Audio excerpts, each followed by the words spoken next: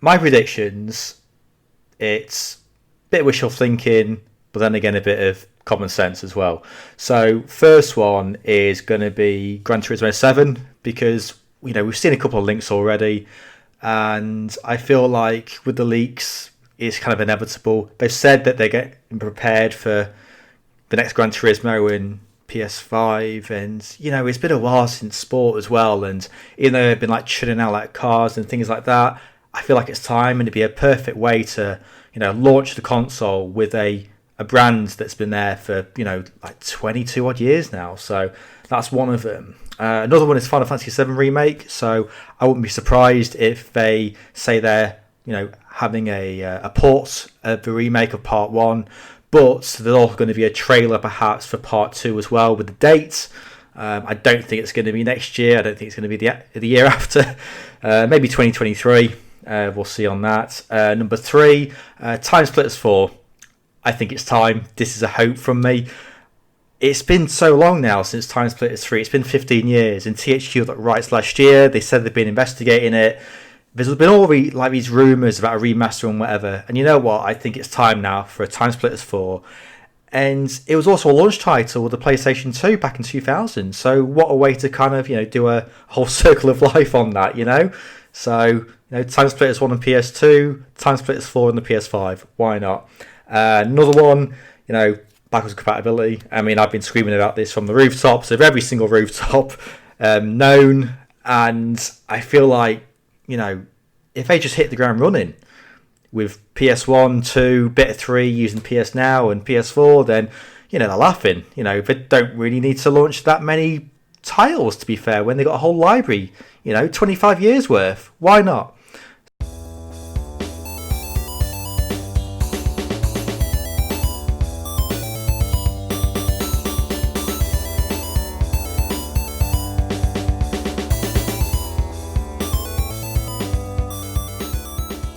Welcome, everyone, to our third roundtable discussion. I am your host and moderator, Kylie Wild, for Rapid Reviews Radio, which is a supplementary program to the Rapid Reviews UK website. And today, joining us on our panel, we have 4 people, which is amazing. We are joined today by Daryl. Hello. Jen. Hi. James. Hello. And Pete. Hello. And for our audience benefit, I'll go into a little bit of an explanation of what the format is going to be for this roundtable discussion. The format will be that after we do a little bit of tech speak about our review over the PS5 stream itself, I'll specifically call on a person at random, maybe not always random, for particular questions to get their views and opinions and different things like that. And then after they have answered, the floor is open for anyone that wants to add any additional insight or differing opinions or any of that. Our goal is, of course, not to talk over one another and to give everyone a fair shot at expressing their opinion. And I want to say to the audience that, remember, everyone has an opinion, and that's okay. And you won't always necessarily agree with one another, and that's okay. So, with that said, why don't we get started? So, one thing we did here at Rapid Reviews Radio is we asked for predictions for gaming, hardware, whatever we might see in the PS5 stream. And we're going to, and then we asked for predictions before, and then want to compare them to the reveal. I hope that made sense. So Pete, yeah. I haven't quite had enough coffee, I don't think. Pete, would you like to start with the predictions? Okay, so the predictions we've received were, one of them was from Daryl, who did it in an audio format, which you will hear at the top of the show. But James's predictions were Spider-Man, Horizon, God of War, Cyberpunk, £500 for the console, and a sneaky VR reveal. Kylie's predictions were Cyberpunk on PS5, Ratchet & Clank, something PSVR, and God of War 2. The predictions that I made were Ape Escape, Spider-Man 2 with Miles Morales as being playable, Demon's Souls remake with Bluepoint Games making it, the console reveal, and the one that we had from episode 33 was that GT7 would be revealed. Mm-hmm. Is that everyone? Oh, that is everyone. That's all. Yes. So if you've watched the PS5 reveal, and I sure hope you have, if you're listening to this, I guess we could say that Pete won.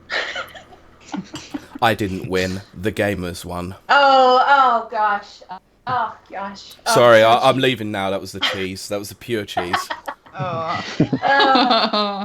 will say I'm happy that I got one prediction right, which is Ratchet and Clank, which I was very happy to see. But there was also a funny reveal. Not a reveal, but I kind of...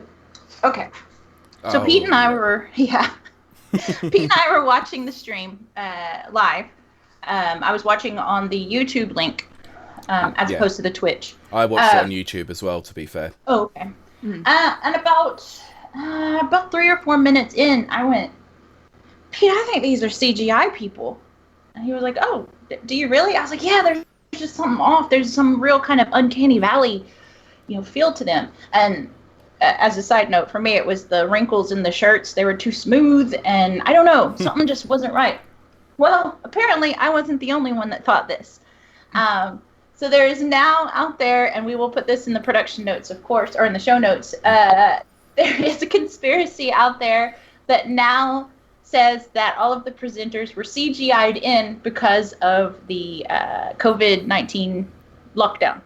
So that will be funny to find out if true, and that will also mean that I am the winner. Because that would have been one heck of a thing to actually state in whilst we were watching it. And it was a bit weird, but I kept noticing it all the way throughout after you mentioned that, and I went, I think you might be right here. Yep, you did, right at the end. And then, boom, there's articles of people saying, I think they were CGI. So I was like, oh, I'm not insane.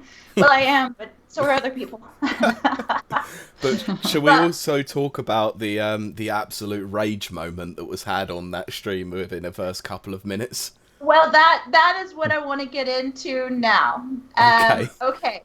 So, the game's reveals. The first game that was revealed, you know what? I might break with my original format. I think I will ask a few questions while we go over these games because it just flows right. So, the first game in the reveal was GTA 5. When we were on the live stream, I was fuming about this, wasn't I? I was screaming. You absolutely were. So let's discuss this, because I have a few questions for everyone. GTA 5 is Grand Theft Auto 5. It was first released on the Xbox 360, I believe. And the PS3. And the PS3. Mm-hmm. Sorry, that was my little bit of slight Xbox bias coming out. Really good for a PS5 event right now. I know. I do have to apologize, but I'm keeping it fair and balanced, I promise. So this kind of gives the listeners out there a little bit of an idea, if they didn't know, just how old this game is. Rockstar released it.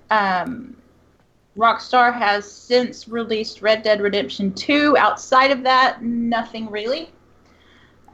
And so, let's see who we want to start with today. Daryl, do you think the GTA 5 release has anything to do with the departure of co-founder of Rockstar Games, Dan Houser's, his departure? And also, what was your thoughts when you first saw that GTA 5 logo come out? Sure. So when I first saw the first 5 seconds, I thought it was GTA 6 because I thought it was a bit of a troll where they started at a beach. So I thought it was going to zoom out and you would have seen the Miami Beach side of Vice City come out with the logo GTA 6. But then, it went into the main 3 characters, and then we saw GTA 5 with the crazy logo. So, yeah, I was kind of surprised. But it also kind of surprised me more, the fact that they're saying that it's the second half of next year, compared to it being this second half of the year, which I think is a bit telling, because they have said it's expanded and enhanced. So I don't know whether there's going to be perhaps new missions, a new version of San Andreas. I don't know. But to be fair, if you've got like 18 months lead time, I kind of feel like there is going to be something, and it's going to be more than GTA Online. But with the other question about Dan Houser, to be honest, I don't, because there's been stories that he likes to make the money, of every game, every release and everything. So I think he would have been probably, this would have been his probably last decision, to be fair, one of the last decisions before he left, to get it on PS5, get that extra moolah. I like that perspective. I feel that it's very fitting with Rockstar's previous performance in releasing games. But how about anyone else? Do you think are we, it's not Red Dead Redemption 2, but are we beating a dead horse with GTA 5, this newest iteration? It's a bit odd to think that was the thing they went with at the start, because similarly, I thought this will then pan out into, the next GTA, and then you find out, as just been mentioned, that it's not out for another 18 months. Right. And all right, granted, is it the most popular game or successful game of all time, depending on sort of revenue streams and. It's one of the most successful online games. So maybe it's just one of these things that when the PS6 and 7 come out, it will still be there. It will still be GTA 5, along with Twinkies and cockroaches at the end of the world. There'll still be GTA 5 being released, and I hope it's not just more sort of bank heists, and it does actually kind of go on to obviously something else. Because if it's another 18 months, people are just going to be climbing the walls for GTA 6 by then, like more so than they are already, I think. So it was a gutsy move, an interesting move, but clearly the backing's there still, because obviously people are still kind of playing on it. So it was interesting to see that as a starting point, and it was almost a case of, this is it, it's happening, deal with it, because then you've got another hour of more games for you to almost forget about. Yeah. Well, that actually kind of leads to the next part of this question, which, Jen, I'm going to put to you. They, in addition to the reveal of GTA 5 for the PS5, they said that those that have GTA 5 now and they're playing it online will receive $1 million in cash every month. Do you think that's a ploy to kind of lessen the blow that this was not a new game? Yeah, I think so too. Yeah. I was surprised seeing GTA 5 popping up at the event at the beginning. Right. Like James said, it is an interesting way to open this kind of event. I doubted myself for a second there if I'm watching the correct video, actually. Right, yes. But yeah, I think this kind of goodie they're giving to you is something to, maybe lure some new people in, maybe lure some people into double dipping again. Right. At this point, it'd be triple dipping. Yeah, if you are actually wanting to do that, but I don't see myself or anyone else of my friends returning to that point just because of that. Because I've played that game, it's enjoyable, I liked it, but I wouldn't play it again, actually. I have too many other games I can sink my teeth into for several hours. Right. I don't see actually the point, not even with the extra cash there, Right. Well, Pete, what about, the stream seemed to center on, purely from my point of view, seemed to center on online playing, because there was a lot of different, costume changes and cars and stuff, like the Back to the Future car. The DeLorean. Thank you. Which was made here in Northern Ireland. So I should kick myself for not remembering that. But yes, the DeLorean and all that kind of points to a more robust online play. Do you think that the, for lack of a better term, offline players are going to get shafted if they buy this and continue to stay offline?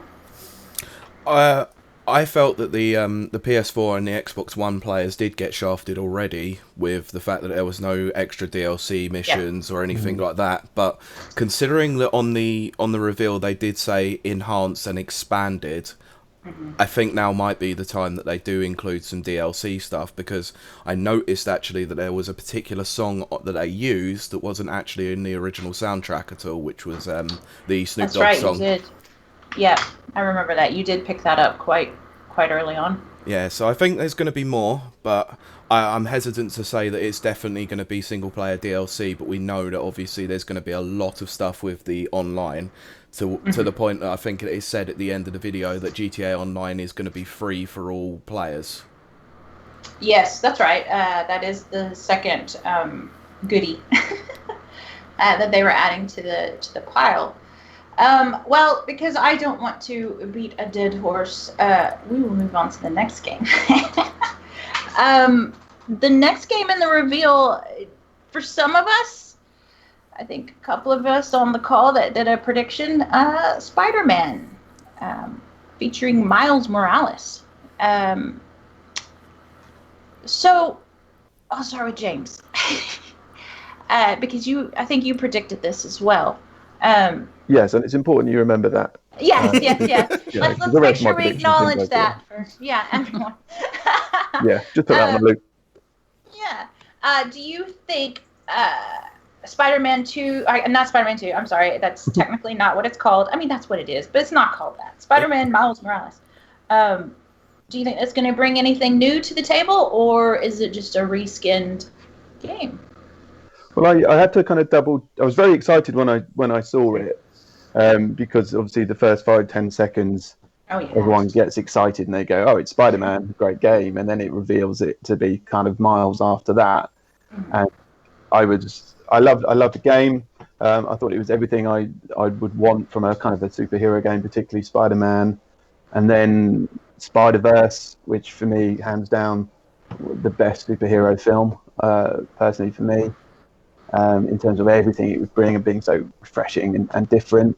And then it had the really cool kind of soundtrack that went with it, so it's a similar vibe to the game, to what you were going to see in Miles.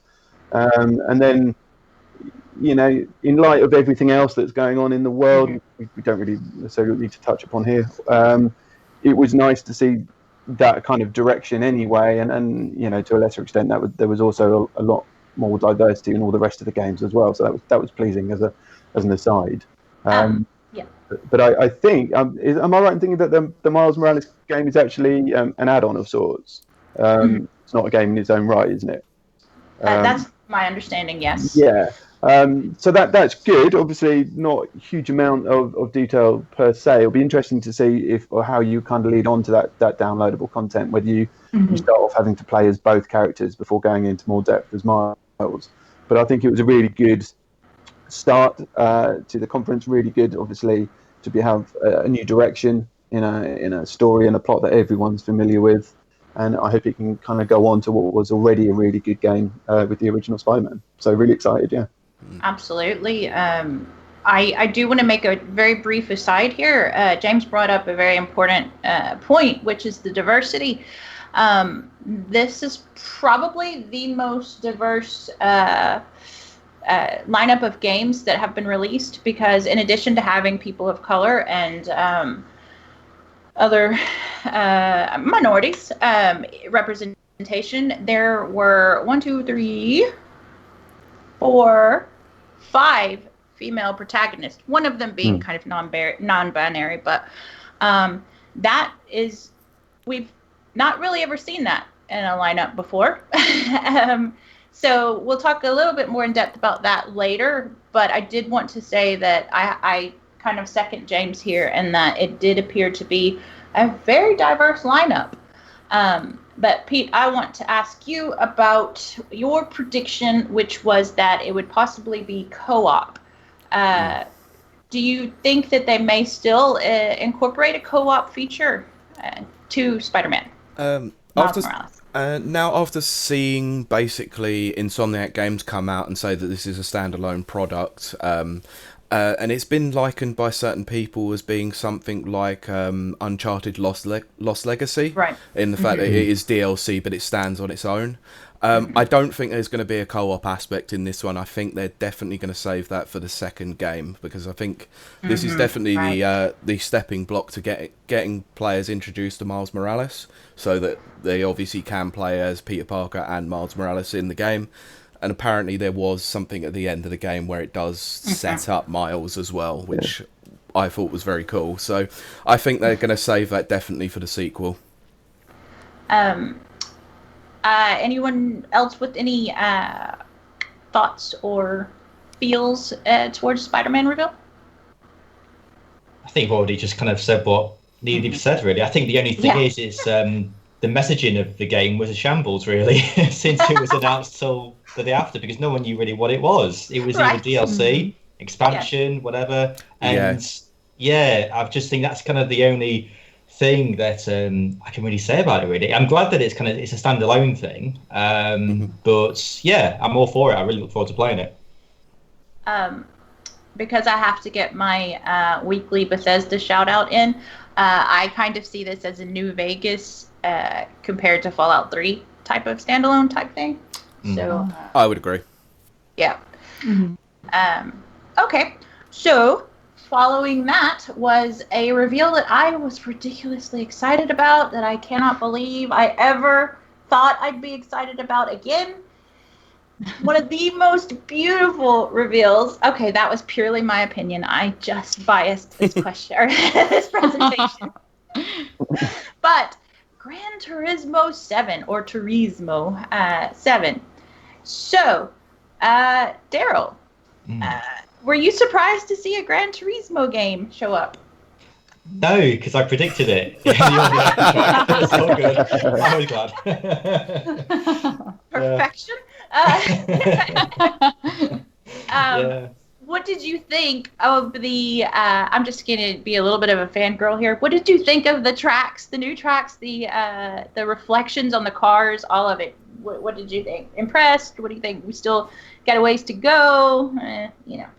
I mean, I think it looks amazing. I mean, you can certainly tell a bit of ray tracing's in there as well, which looks amazing. And I'm sure one of the demos, I totally forget the name now, which is a thing when you record, but I had a track that goes back to the first game, and they did a comparison, and it looked amazing. And it's really kind of a game that it's only kind of I've been enjoying the last few years, really, playing on the Vita and things. And with 7, I'm really kind of looking forward to it, because it's been a good 7 years since number 6. So I mean, the fact that this is launching close to the launch of PS5, I'm all for it. So really looks really great. So looking forward to a demo somehow soon. I have to absolutely agree. And Pete, I believe during the stream you said it was one of the best. Fred, what do you call that? Inside of the car. Oh, the cockpit. Yes, that you'd seen so far in a game. And do you kind of feel the same way after a few days of simmering on it? Oh, absolutely. This is the incredible amount of detail that they've put into the cockpits of the cars is utterly ridiculous. But that's not taking away the incredible weather effects, the way that the lighting is sort of shimmering off the surfaces, all that sort of thing. I also noticed as well, and whilst obviously it was quite difficult to see during the stream, but afterwards, I did make note in the call to us that it looked like it was running at a very solid 120 frames per second. That's right.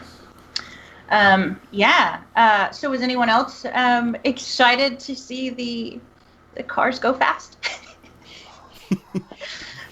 Can I say no? Absolutely. Okay, then no. Okay. Oh, come on. There was an Aston Martin DB11. You got to be somewhat excited. Hey, look, it looks sexy as hell, and it's both potentially style and content, which is obviously what you want in a game. Yeah. But and we'll talk about this obviously, I'm sure, towards the end. Yeah. But the whole reveal of the whole presentation, for me, it was just like a roller coaster in the sense that, oh, this is good. Oh, okay, fine. Oh, this is brilliant. Oh, okay, I'm back down to sort of meh levels. And 10 minutes in, I was up, down, and for me personally, I'm not a huge fan of a kind of car racing games. That's not to say they don't look brilliant or whatever. So obviously, naturally, I'm biased because it didn't do it for me. Looks great. It's going to be amazing. Fans of existing kind of Gran Turismo games are going to love it. Is it going to pull in new people? Not sure.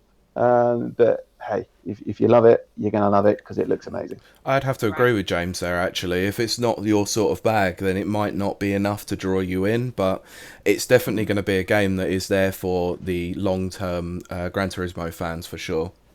Yeah, I was wondering what games they're going to put in when the actual console comes out, and I'm wondering if this will be one of them. I couldn't quite check the dates, but for me, it's the type of game that you get free with the extortionate amount of money you're about to pay for the console. So that's kind of where I feel it might go. There is a game that has been revealed that will be preloaded onto the system, but that's later on in the show. Yeah. Good point. Yeah, I personally hope they didn't make any actual PSVR reveals, which I really thought they'd do. Personally, I would love to see this on PSVR. Oh god, because that would be amazing. That's a perfect title for it, actually. Yeah, that's what I'm thinking. You ask me. Yeah. Okay, well, that brings us to our next game, which was the one I predicted, which is Ratchet and Clank. Yay! Jen, have you ever played the Ratchet and Clank series? Honestly, yeah. Honestly, well, I was going to say, did it make it look like you would be into this? I haven't played any of the Ratchet and Clank titles before, to be honest. But this one, out of the jump and run titles that they introduced in the event, this one was the most intriguing for me, actually. Because there was one scene where you can... I'm not sure if it was some sort of a large building or even an airport or something like that. It gave me that kind of vibe. I saw the floor, and the floor was so shiny, so realistic. I'm not really sure why I was so mesmerized by this floor, but no, absolutely. There was some sort of next level graphics that was, it was a small little thing. Some people weren't actually aware of it probably, but it was something that drew my attention really because it was so shiny, it was so perfect. And I also thought that the overall color scheme of the game spoke to me.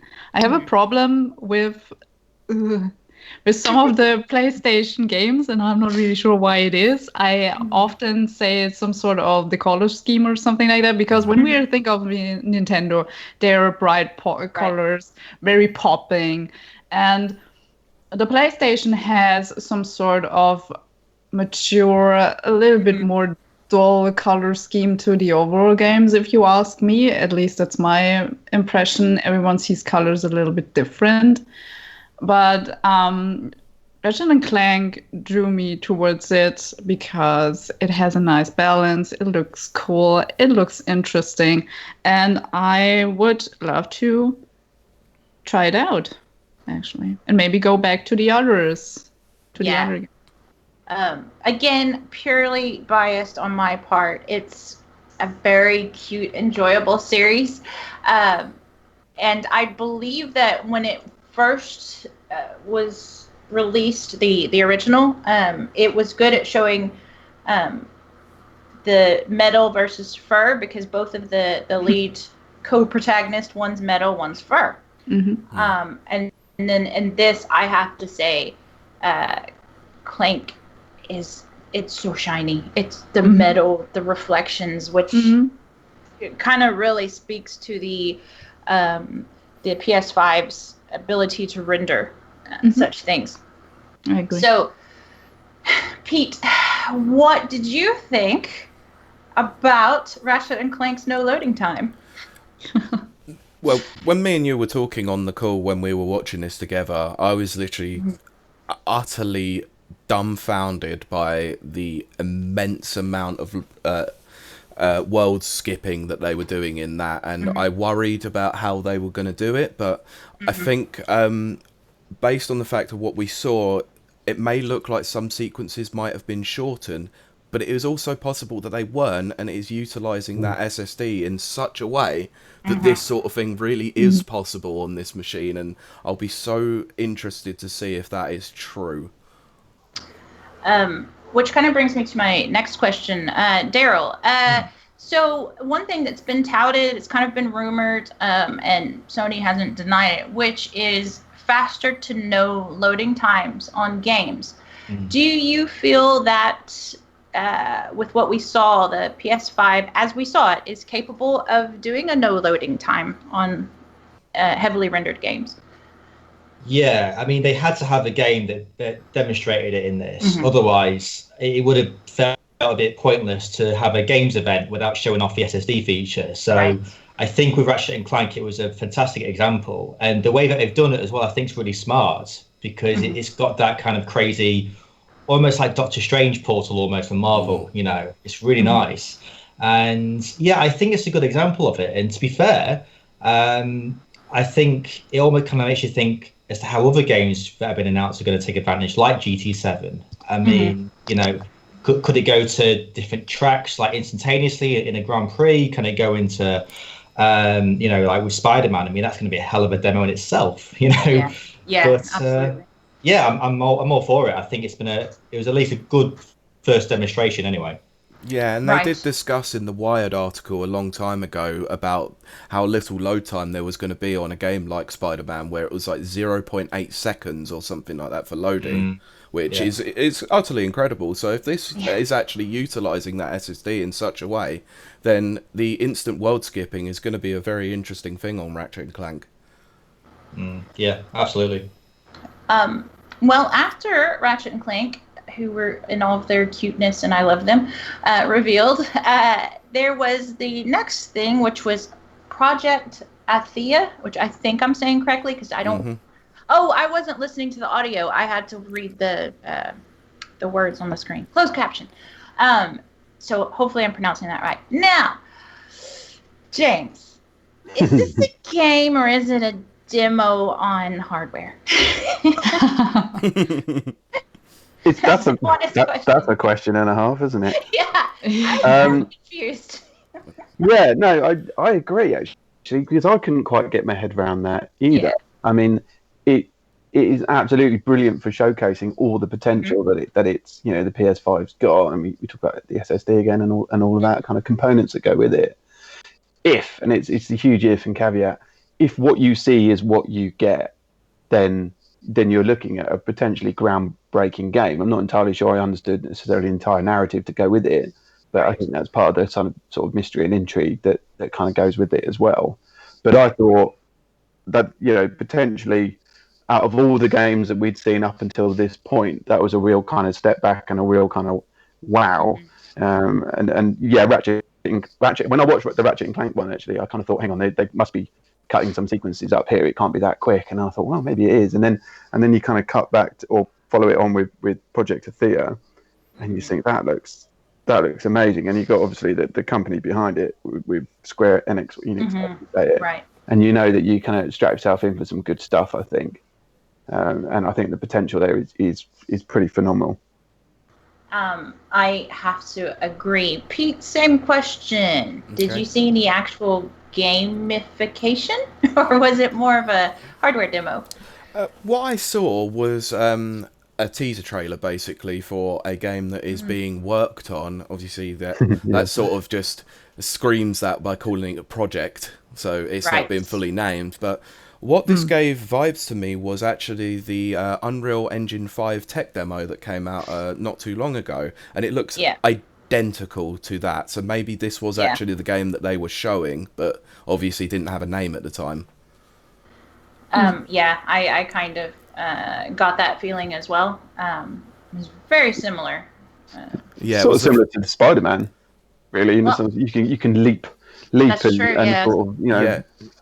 That's what round, gave anything like that's that. what gave it Sorry. away for me, is the fact that obviously in the tech demo there was a moment where you jumped off a cliff and you were sort of flying through this vast environment, and it was identical to that in that respect. I thought this was a very, very good showcase for the Unreal Engine, despite the fact that they didn't actually state that it was running on Unreal 5.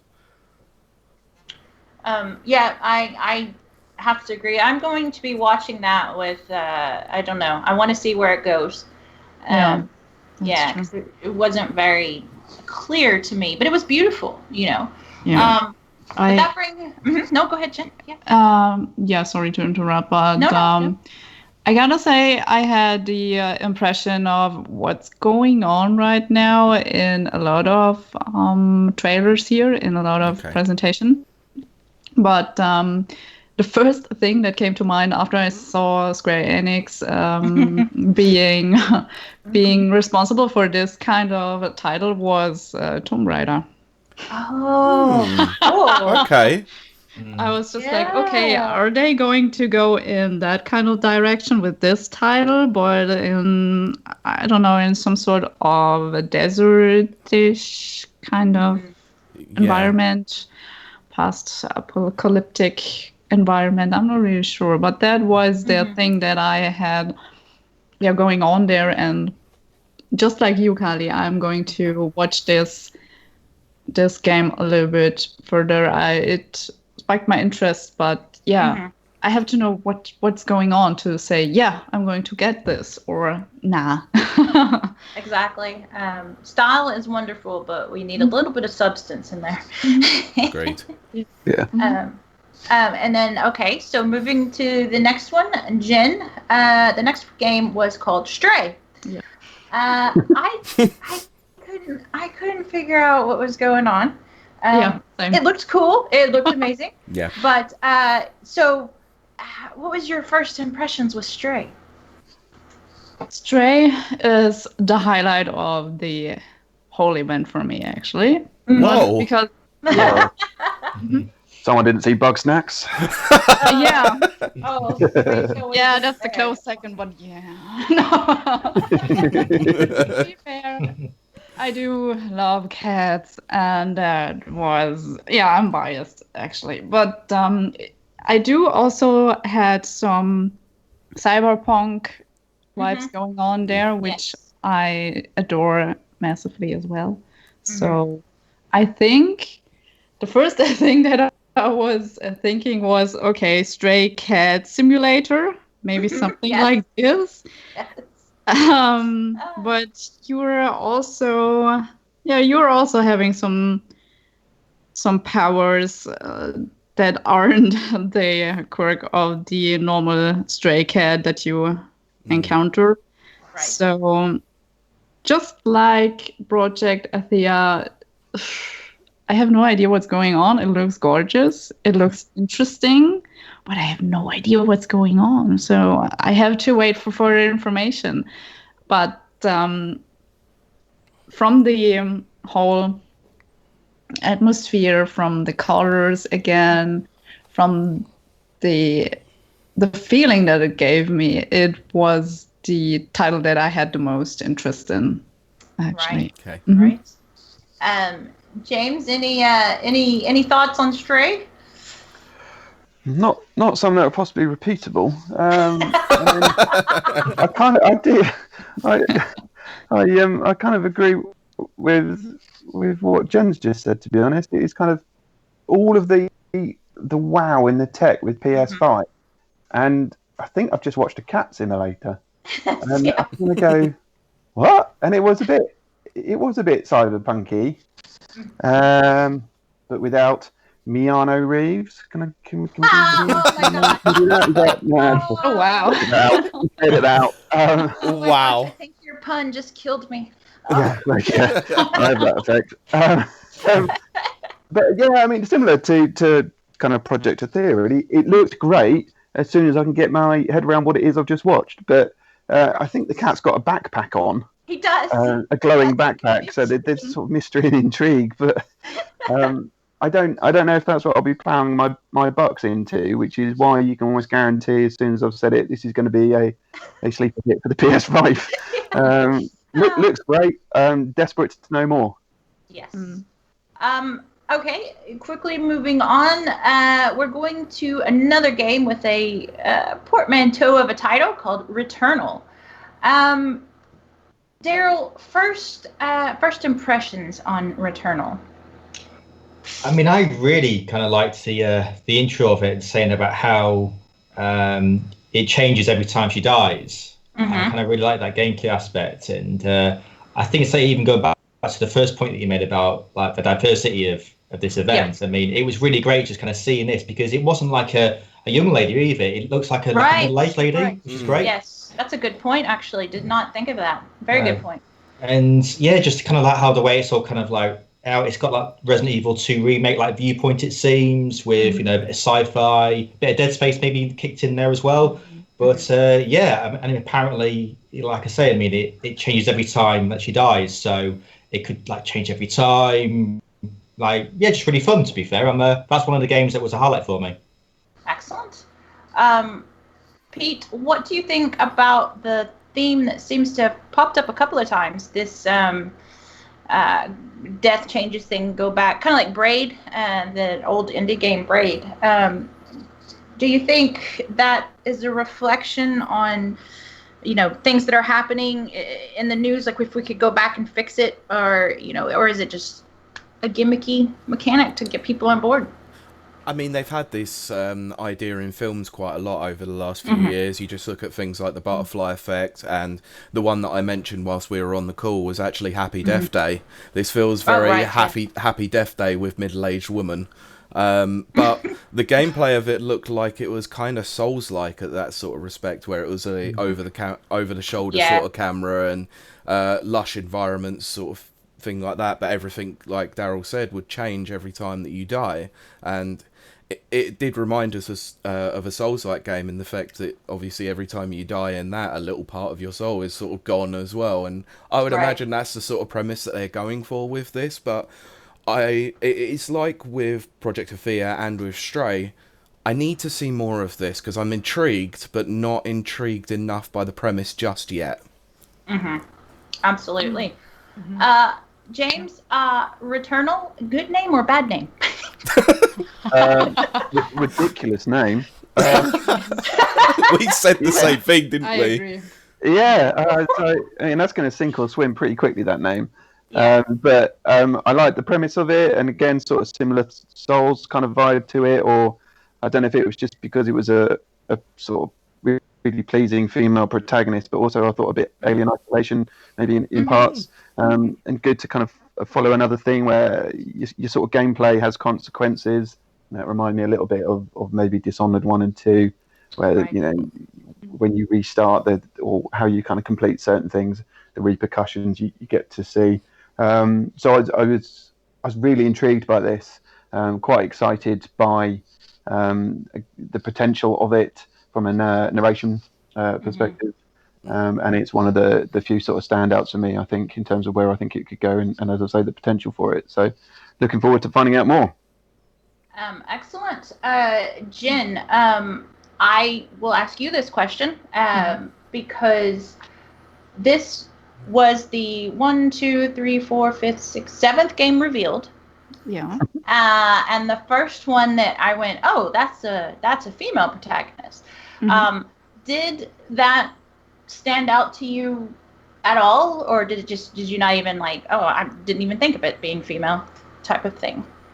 She stood out to me because I was looking in her face. I do appreciate that she's not the fresh out of school kind of character, because that would absolutely be not fitting that kind of theme that is going on there. I appreciate it being a woman around in her 40s, I think, but I have to say that I was obsessed with looking at her face and was a little bit yeah, a little bit distracted from everything else going around it because I was trying to make out if she is actually a human being, someone I feel familiar with, some sort of actress. I couldn't pinpoint it, but something about her facial expressions and the overall movement, mimic, anything like this threw me kind of off. So kind of the uncanny valley effect, you think? Somehow. Yeah. I kind of got the same impression. I was staring at her eyes and her pores because yeah. Right? But the eyes were like a little too glassy. Yeah, so that would be interesting. I mean, that's kind of stuff that can be refined before release and stuff. Yeah. But I too got that weird kind of uncanny valley. And to be fair, I don't know if that's because being female and then looking at a female, maybe there's a bigger, uncanny thing, But it'd be interesting to see how that plays out. Okay, I see where you're going to, because you were also, you were seeing a female every time you're looking into the mirror. So that respected of it. Yeah, exactly. I see where you're coming from. Yeah, but something. I mean, I do like that she's a female protagonist. Something like, I had also, I think Daryl was the one mentioning it, some sort of Dead Space vibes coming out from it. Yeah. And I think it's cool to see this kind of character, but something about her facial expression was off for me. And definitely not a game for me. I'm not good at shooters. I don't appreciate much the sci-fi theme going on there, but it's probably something that many people would enjoy. But for me, I think it's cool to see a woman, yes, but something was off. Right. But yeah, just about that. It'll be interesting to watch. I will be honest, it looked very boring to me. I need more information. Yes. Right? Yeah, so hopefully they will be releasing more information soon. So next on our list is Sackboy. Good old Sackboy. It's not a porn, I promise. Well, Pete, this one's for you. So this is different from Little Big Planet. Yeah. It's a platformer. You are the resident platformer lover. So do you love this game already? Oh, I was down from the minute it was revealed. Like, it's a very, very, very colourful game. And whilst I wasn't the biggest Little Big Planet fan, the mechanics of the actual platforming in that game were fantastic. And Media Molecule did an amazing job on those games. It was just the crafting and the creating of the levels that I didn't like. So this is Sumo Digital, who took over from Little Big Planet on the third game, and I'm a big fan of Sumo Digital's work. They do great stuff, so I'm really interested to see what they do with this. But it was I was in from the minute I saw it. It's a platformer. It's a 3D platformer. It looks very bright and colourful, like a Yoshi's Crafted World sort of looked like. It looked like it played very similarly to something like Mario Odyssey or Mario Galaxy. And whilst Sackboy is not my favourite protagonist, I do think he's interesting enough to make this a very interesting concept and a very good game that showcases, once again with the SSD, how switching between levels is probably not going to rely on a world map anymore. So I'm very interested to see how that works. That's a very, very good point I hadn't even thought of with the whole loading thing. Okay, well, James, I will send this one over to you. Sackboy, do you think it's a contender for a PSVR treatment? I do now. Absolutely. I think. I mean, and it was nice that you reflect back on the event again, and you see all the peaks and troughs of all the games, and then they keep hitting you with different genres, and it was kind of nice and reassuring that in the crazy world currently, there's Sackboy just doing his thing, and as I say, it was just nice and it looked great, and I think that would absolutely relate itself to some some exciting VR type element, and I think all the components are there. Similar in the sense that I wasn't a big fan of the first one, It looked gorgeous. This one looks even better, but it's got all the kind of components you'd want, I think, to be able to take it to a next stage and bring in a new target audience because of that as well. So yeah, really Right. good, I think. Yeah, I actually have to agree. Okay, Daryl, little silly question for you. Is Sackboy just a reskinned Astro? Astrobot. Good luck. Like his alter ego, like Clark Kent and Superman. Yeah. Like by night it's Astro Boy and by day it's Sackboy. Yeah, we can go with that. Oh, I like that. That's good. Oh, new headcanon for everyone. Well, actually, Sackboy came first. Those. Okay, again, revealing my bias because I cannot keep it to myself. Destruction All Stars. So, This was mental. so Pete, how awesome is Destruction All Stars? And isn't it just Twisted Metal all over for the new generation? It's not just Twisted Metal. It looks like Twisted Metal, Carmageddon, Rocket Yeah. League, Overwatch. Like, God knows Oh, what gosh, else yeah. in there. It looks like the real eSports game. So I think you should move to James on this one. Right, that's not a bad thing. James, what do you think about its potential as an esports game? Oh, it's going to be huge, I think, for something like that. You take all of the references that have just been mentioned, you take all the best bits from those games, you kind of stick it in some melting pot, and this is absolutely what you get. You'll get all the kind of the fast pace, the fluorescent, all the colours, all the kind of skins you can add to it, and absolutely the team play, the proper sort of human versus human components that will come through this, and is obviously what esports is. And I think this will be a huge hit. I think because, if you're the average age of a gamer is actually close to 30 odd, then you're going to be on board with this because of your own sort of nostalgia. And if you're a teenager, regardless of what age you're in, within that, this is going to be ticking all of those boxes, and obviously within your 20s as well. It's just fun. That what you see is what you get, and they don't care about it's pretending to be something it's not. And it was in your face, it was fun, it was fast, and yeah, I think it's going to be huge. And why the hell not? Looks good. Day one purchase after I saw someone kicking a car. Yeah, I'm very excited about it. Daryl, though, that kind of leads to the next question, which is, do you think they're banking on a kind of nostalgia around this? Because we haven't really seen a kind of Carmageddon, Destruction Derby type thing in a few years.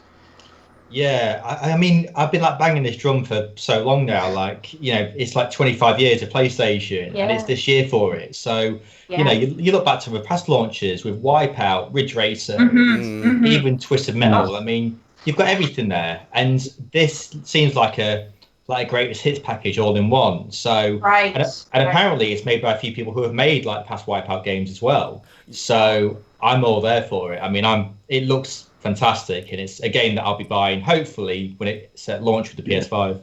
I'm quite old, so it also sort of made me think of things like Speedball. Way back when, which is kind of where you get the evolution of sort of other stuff like that, and Blood Bowl or whatever it's called. And there was just loads of things I just thought, tick tick tick tick tick, sign me up, getting me. I'm liking this. Yep. Okay, moving on to the next one. Kina, Bridge of Spirits. Jen, throwing my own opinion in there. Very DreamWorks looking. Did you kind of get that feeling that this is more animated adventure than actual game? Yes. Yeah. 100%. Yep. When I was watching the event, I turned to my boyfriend, which I was watching it with, and said, "Wow, look, we have an animated game here. It's Pixar, DreamWorks, everything you want to do." Yeah. And will that turn you off towards it, or would that encourage you to purchase it? I mean, or no bearing whatsoever. Yeah. I'm on the fence. Right. The atmosphere looks so pretty. It's so nice. The color scheme again is right up my alley. It's stunning. It's colorful. It's nice. It's appealing to me, and I was focusing on the environment more than on the main character, and I have to say the main character design wasn't something that I would like to identify myself with too much. I'm not the kind of person with the round faces, the young protagonist, and something like this.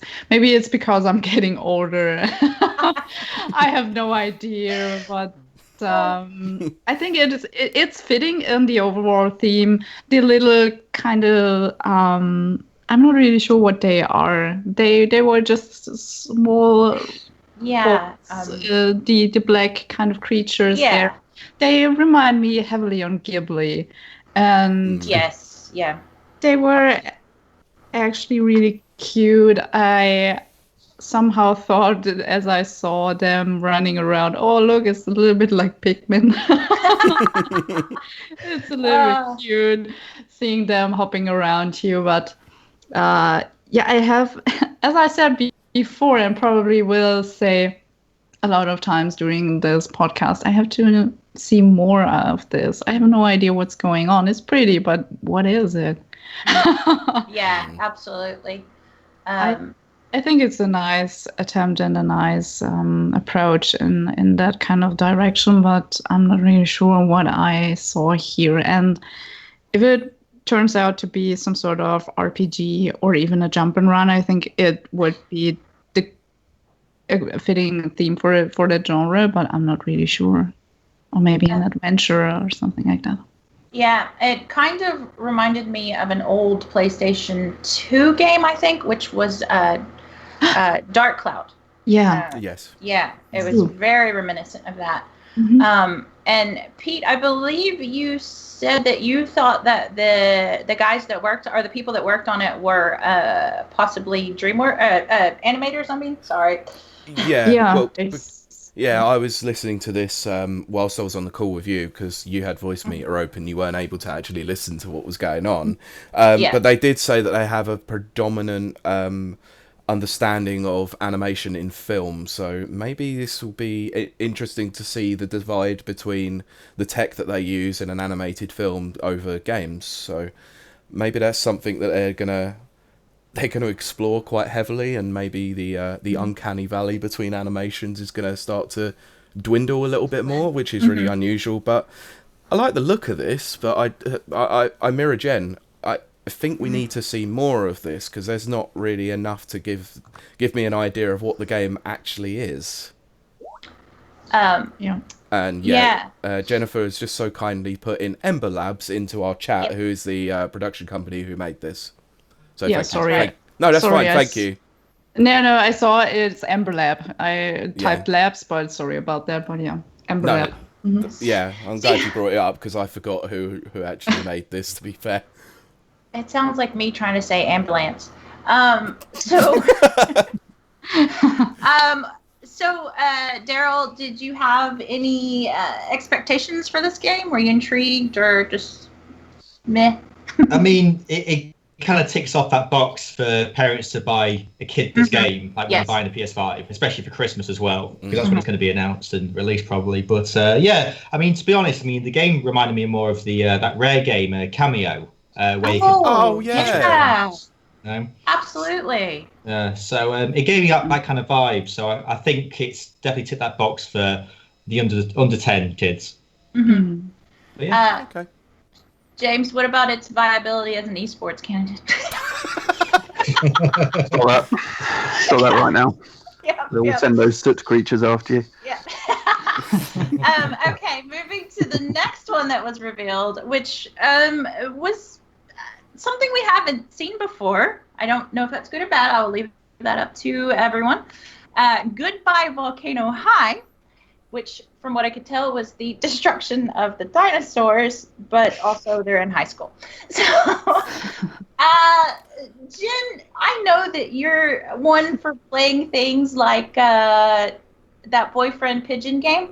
So You mean Haterful Boyfriend? that one. Yeah.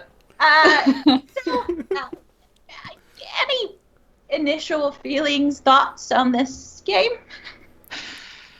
And it's 2D. It's very 2D. Mm-hmm. Which isn't. I find that kind of strange in a time where PS5 is trying to show off, but it is a 2D game. So.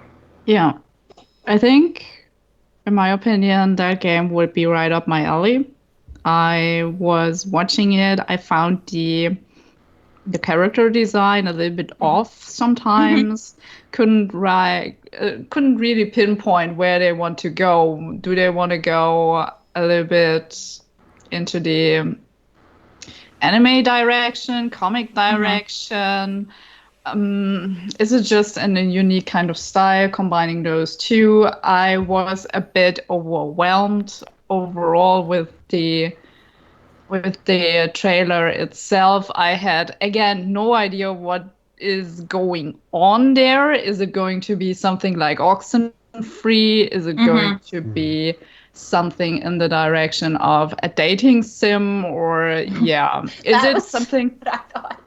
Yeah, something like that, right? So I had the feeling it's something like Life is Strange with dinosaurs, or right? I actually said that to Pete. Yeah, you did.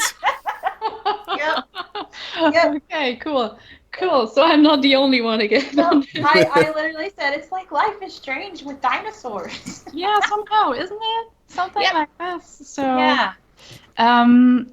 Yeah, I couldn't form an opinion. I was intrigued by it, but then I got kind of thrown off of it. It is a different story, but I don't think I'm going to look further into it. Right. So, Daryl, first day purchase? Well, I mean, it's pre-ordered already before the console. But any thoughts about them going a more 2D direction? Do you think it's a stylistic choice, or anything behind it? I think. I mean, they would definitely want to get like in the storytelling vibe. I mean, that's what I got from the trailer mainly, and I think, again, it ticks that box. I mean, I don't think it's going to take much advantage of the ray tracing, the 8K and 120 FPS, but it still ticks that box for those people who kind of want those kind of games. And I think it'll be a good game for those people interested in that. I really haven't got much more to say about that. Right. So we're gonna move on from that one too. So the next one, James, Oddworld. Are you an Oddworld fan, and were you excited to see this? I was actually. I think on reflection, I think again it's got potential. It's got some very sort of intriguing kind of plot points by the looks of things from what we can tell. It's there are elements on it where I thought, is this really kind of pushing the boundaries of PS5? Gosh, yes. Yeah, similar to kind of like the aforementioned dinosaur coming of age game. Which was bizarre. I was going to put in my predictions, but I forgot. I mean, who didn't think of the dinosaur coming of age? Right, I know. So predictable. But I think Oddworld looked fun, looked exciting. If you were intrigued by that sort of protagonist and narration, but I wasn't massively bowled over by it. Because again, I don't think it really demonstrated the capabilities of the tech within the PS5. But it'll be safe. It'll be a safe, solid game, I'm sure. And all right. Yeah. Pete, do you think it will have a fart button? If it doesn't have a fart button, it's not an Oddworld game, I'm afraid. Gosh, I forgot to think about that. Yeah. It will have one. I was a kid, so that was my favorite button. I mean, we were all kids when it came out. Of course it was our favourite button. But did you get the feeling that it was very much a kind of throwback to the original game? Absolutely. They basically did it with Oddworld New and Tasty on the PS4, where they basically remade Abe's Odyssey. I had a moment where I couldn't remember the name of the game for a second. Odd. But yeah, they basically remade that game with some new elements. Like they added some new stuff with the story and stuff like that. So Lorne Lanning, who is the guy who made this game, as soon as I saw him, I was absolutely into this. I knew it was an Oddworld game, but it looks like it's taking a lot of beats from Abe's Exodus, but they're going to advance it in such a way that this is going to feel like a new addition to the story. So it's going to act like the part 2 as well as the part 3 to the Oddworld series. And I'm really excited to see what they do with this, because I thought the depth of field with the environments was utterly ridiculous, and the lighting on display was once again just next level. It was ridiculous. And I always felt that the EA games always showed off some sort of dark and dingy world, but they've always been quite colourful in that sort of respect at the same time. So it's a really good contrast. Yeah, because usually the factories are dark, dingy, kind of green and gray, and then as soon as they get to the outdoors, it's this beautiful night sky and green plants and yeah. But even with the factory sections, they were always having these neon lights in there as well. So it was always an incredible contrast between the two. Absolutely. So Daryl, any thoughts about Oddworld? Yeah, I mean, I used to play the first 2 games a lot back in the day, and because this is like almost like a reimagining of Exodus, I mean, I'm all for it. And I think it's what sold me in the trailer was just that part of the train part, really. Yes. Yeah, Oh. really fun. Yeah. Like you got the flamethrowers, the slinks like going all crazy, and I'm all for it. It looks fantastic, and I think when you got the PS5 and when you got the SSD like factored into it as well, especially when you got those transitions that Odyssey's known for. Then I think it's going to work really well. Yeah. Daryl, can I ask just quickly, what did you feel about in the story beat that Abe's finally going to take his stitches out of his mouth? It's like, it's on a level of like Master Chief lifting off his helmet, isn't it? It's on that level. Yes. I was so excited to see that. I was like, oh my god, he's finally going to do it. I'm all for it, Pete. Yeah. Oh, that'll be great. Okay, moving to the next one. We're about halfway through, guys. Hey. Okay, Ghostwire Tokyo. Jen, I know you are not a fan of horror games. No. Will this change your mind? Absolutely not. Sorry about that, but I gotta say, seeing the environment was cool. A horror game is normally set in, I don't know, a dark mansion, hinting at another title. I was gonna say, is that making a hint to who made this game? Yeah. Okay. And also sometimes in some sort of old village in Japan, somewhere in the mountains or something like this. Yeah. But I'm not really sure how to think about this. It's definitely a game probably for me to watch. I'm not a horror games fan. I can't finish them, actually. I'm interested in them, but more as watching it and seeing this interesting turnaround on the environment.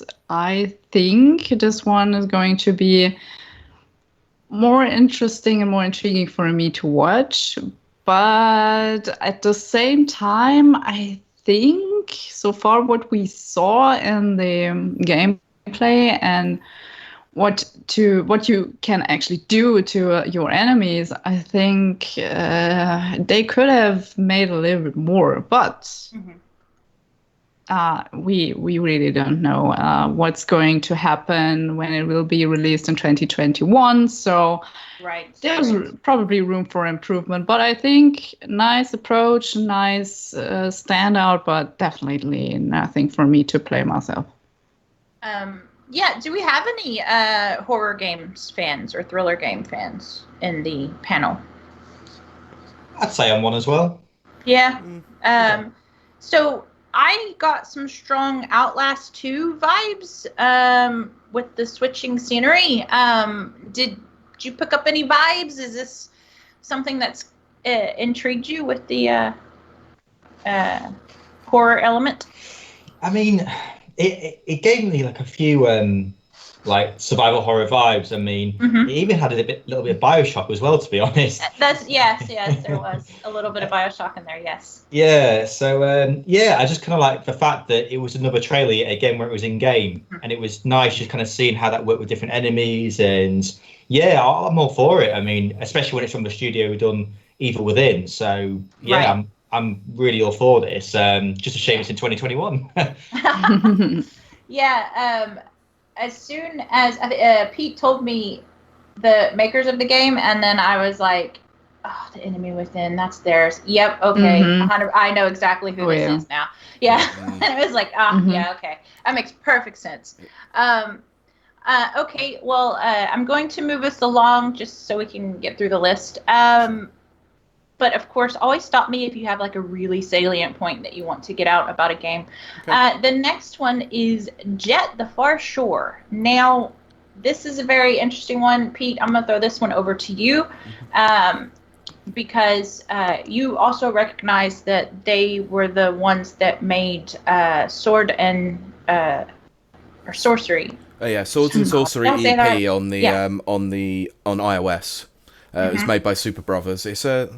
This looks really interesting as a space adventure exploration game, but I'm not 100% sold on this, if I'm honest. It's another one of those games where I need to see more, for sure. Absolutely.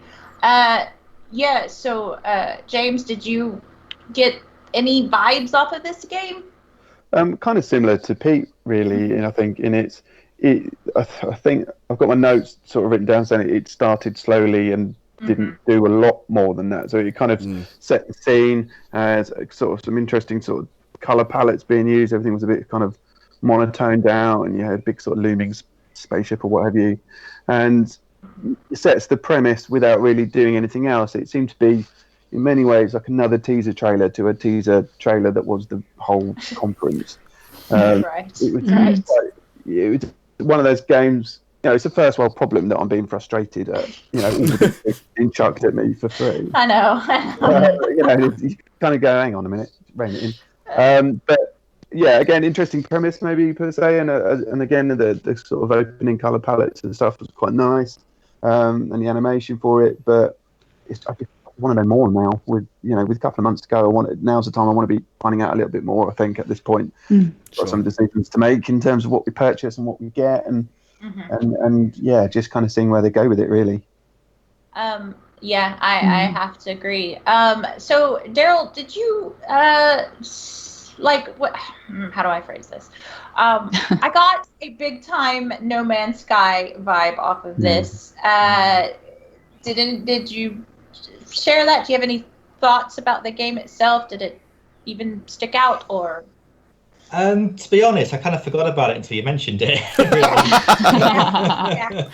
Yeah. But, I would not have mentioned it if it wasn't on my notes. Let me just say it that way.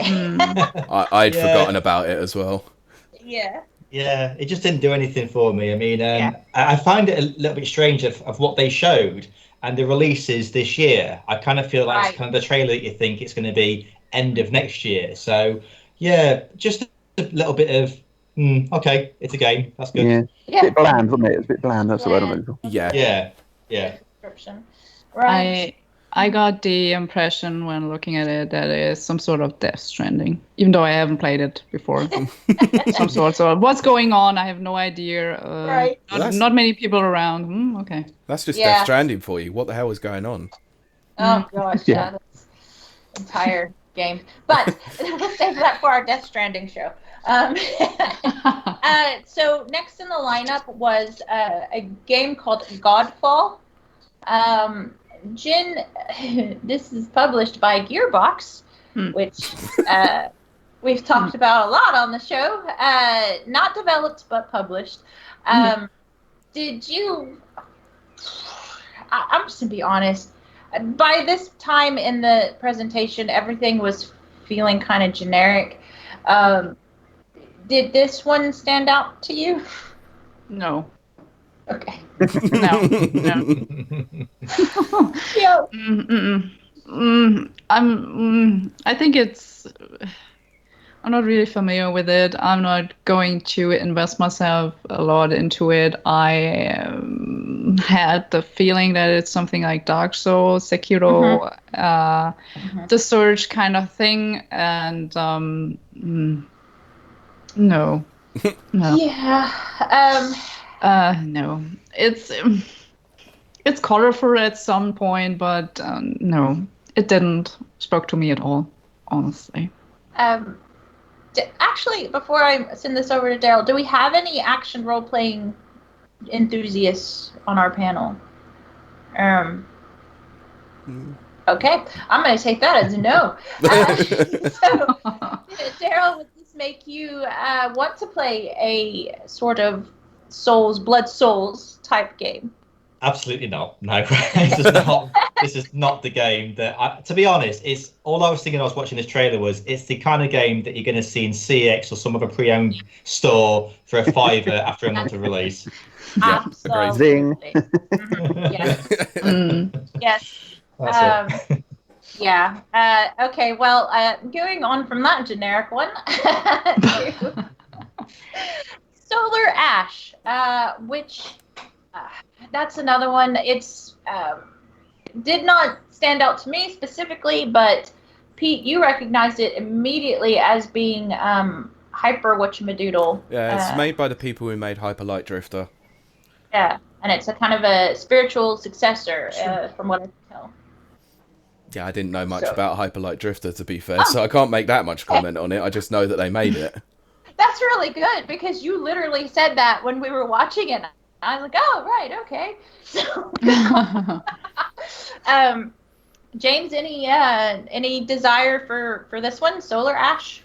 Not much desire personally. It's good to see a female lead, I guess, again. Doesn't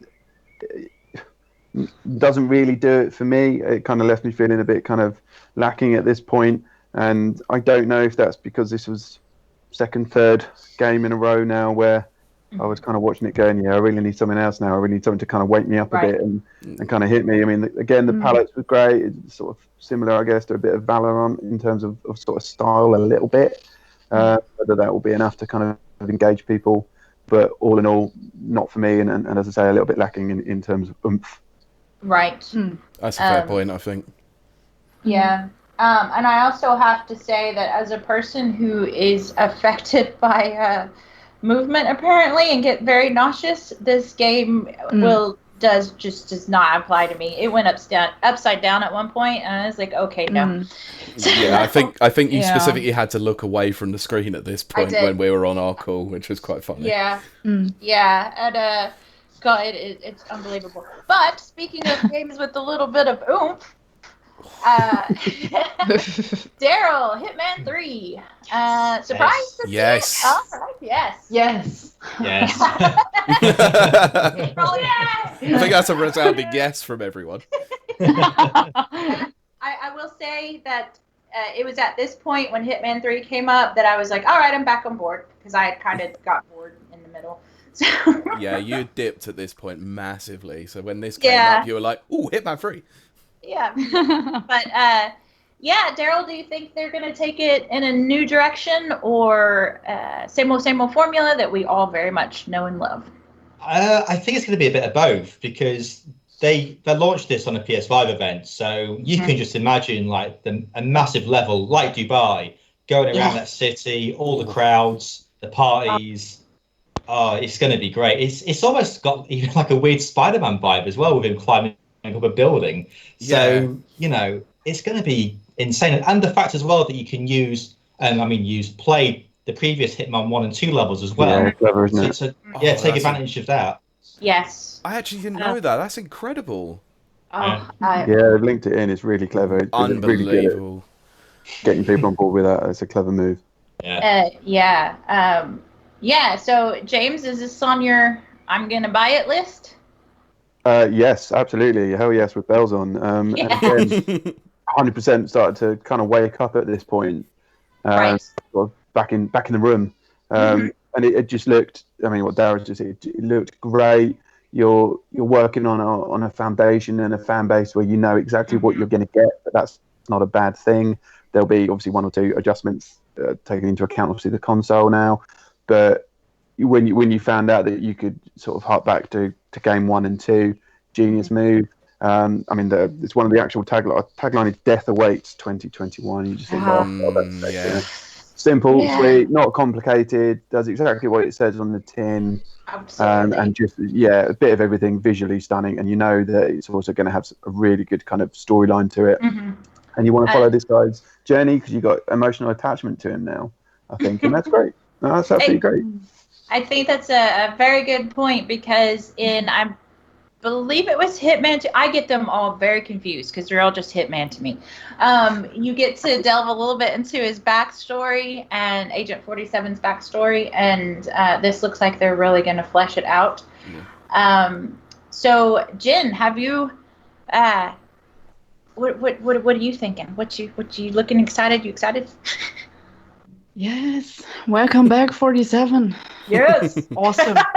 So good. I'm a big fan of the franchise. I didn't tweet much about the Sony event, but I just dropped a 47 in my timeline, and it's great. I do like the developer based in Copenhagen, and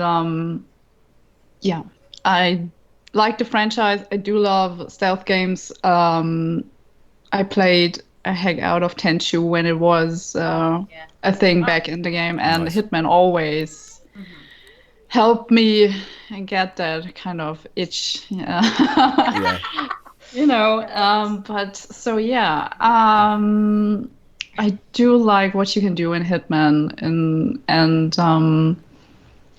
I can't believe it. It's just like, okay, wow. Yeah. My mind is just going all over the places in excitement, and that's something that I rarely have. So yay! Yeah. That one definitely took me by surprise, but yes. So Jen, I have to ask you one thing. It says it scratches that itch. Does it scratch that itch with a fiber wire? Oh, gosh. But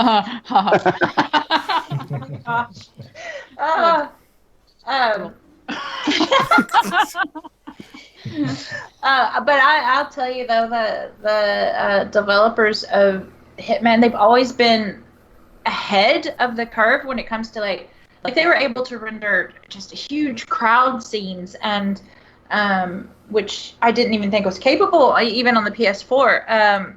And then to see that building in Dubai, I hope, I don't know that it's gonna happen, but if they could just put that in PSVR so I can just walk around the city, I'd be happy about that. That'd be cool. Yeah. So cool. A cool feature, yeah. Okay, moving on to Astro. Astro's Playroom. Pete, what do you think? Astro's Playroom, is it going to be a solid performer?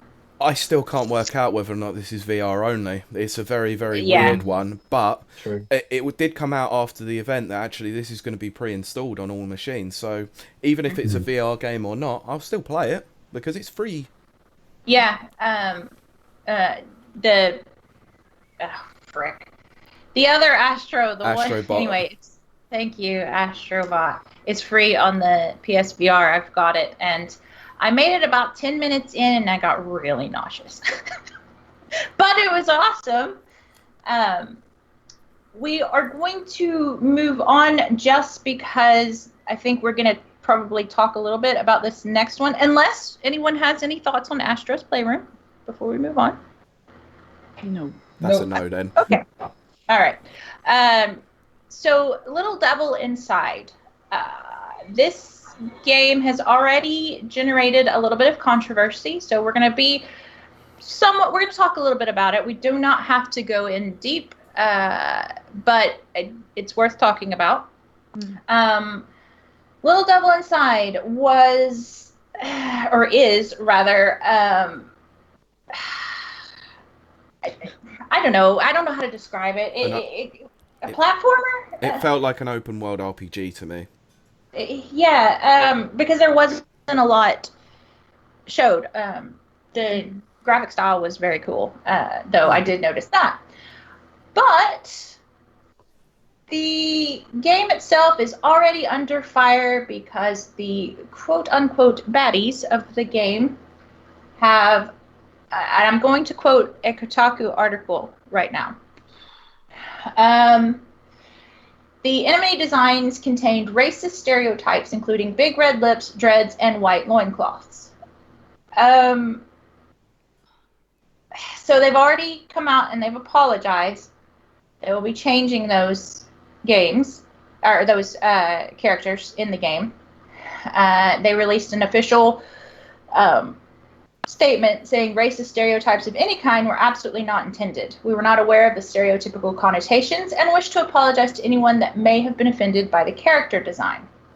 So, a little bit of controversy there. I'm going to ask Daryl.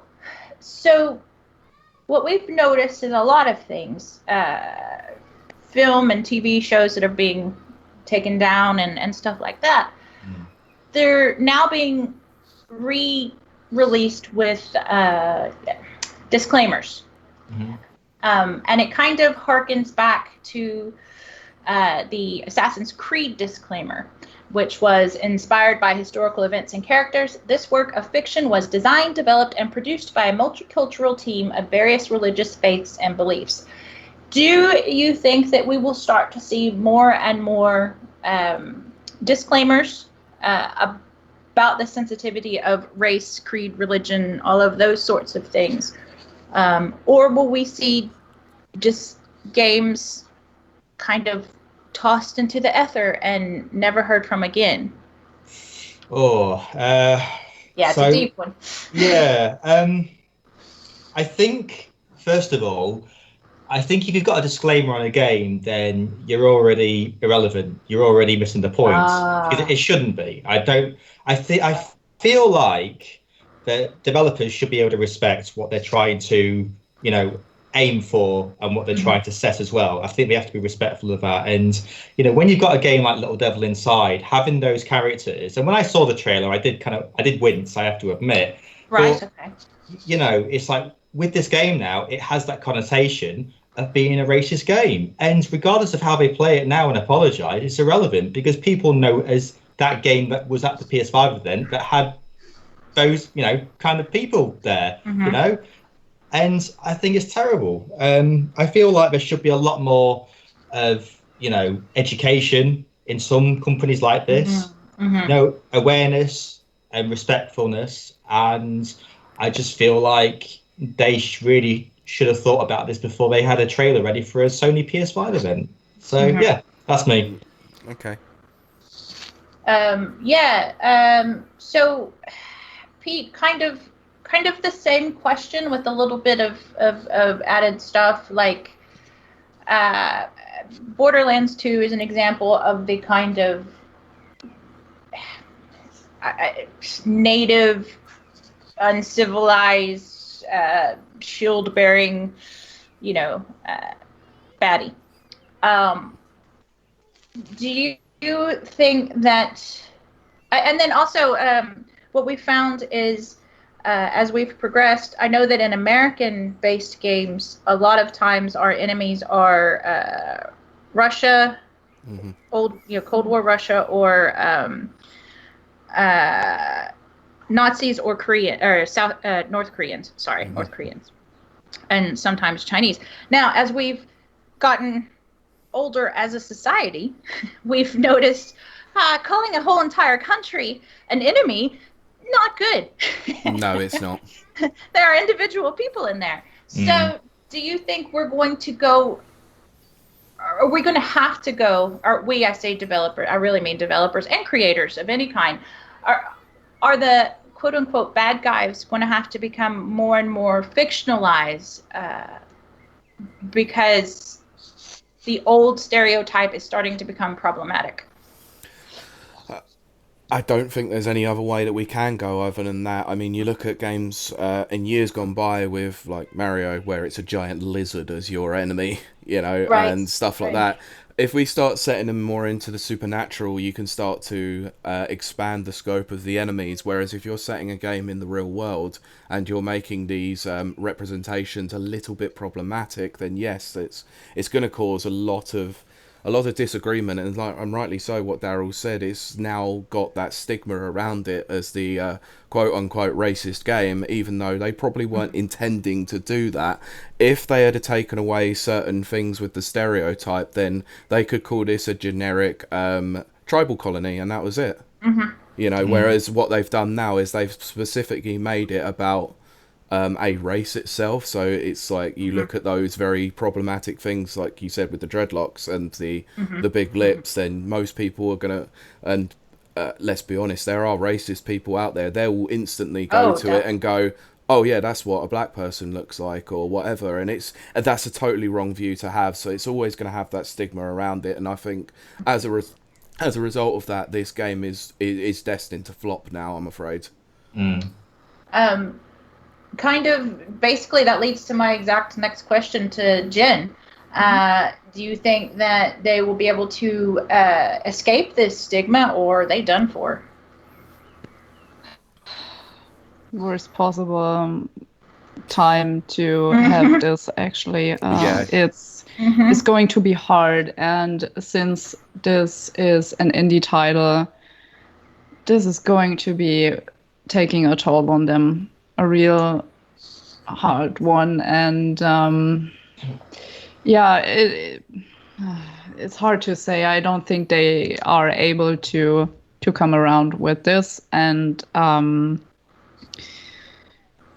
especially since they are an indie development team, they don't have something like a big reputation or anything that they can, sorry to be that harsh, but get away with this kind of thing with that PR scandal, because bigger outlets or bigger developers might be, even though it's wrong as well. But you all know where I come from. I mean, look at the Fallout 76 disaster. It's not something like race or something like this, but a massive hiccup, and they just can, continue to drive on that road, even though they were hit by that kind of bump. But I don't think that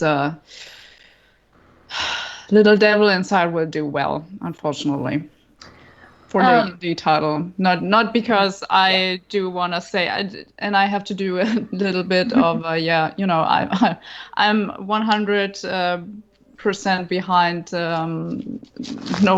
anti-racism. I think it's wrong to judge someone of their behavior, their color, or something, because obviously I'm German as well, and I'm the odd one here as well. But if you want to say it like this, but for an indie developer, the graphics were kind of cute. You have no idea what it is. I think it was something like, if you are all familiar with it, with something like Don't Starve.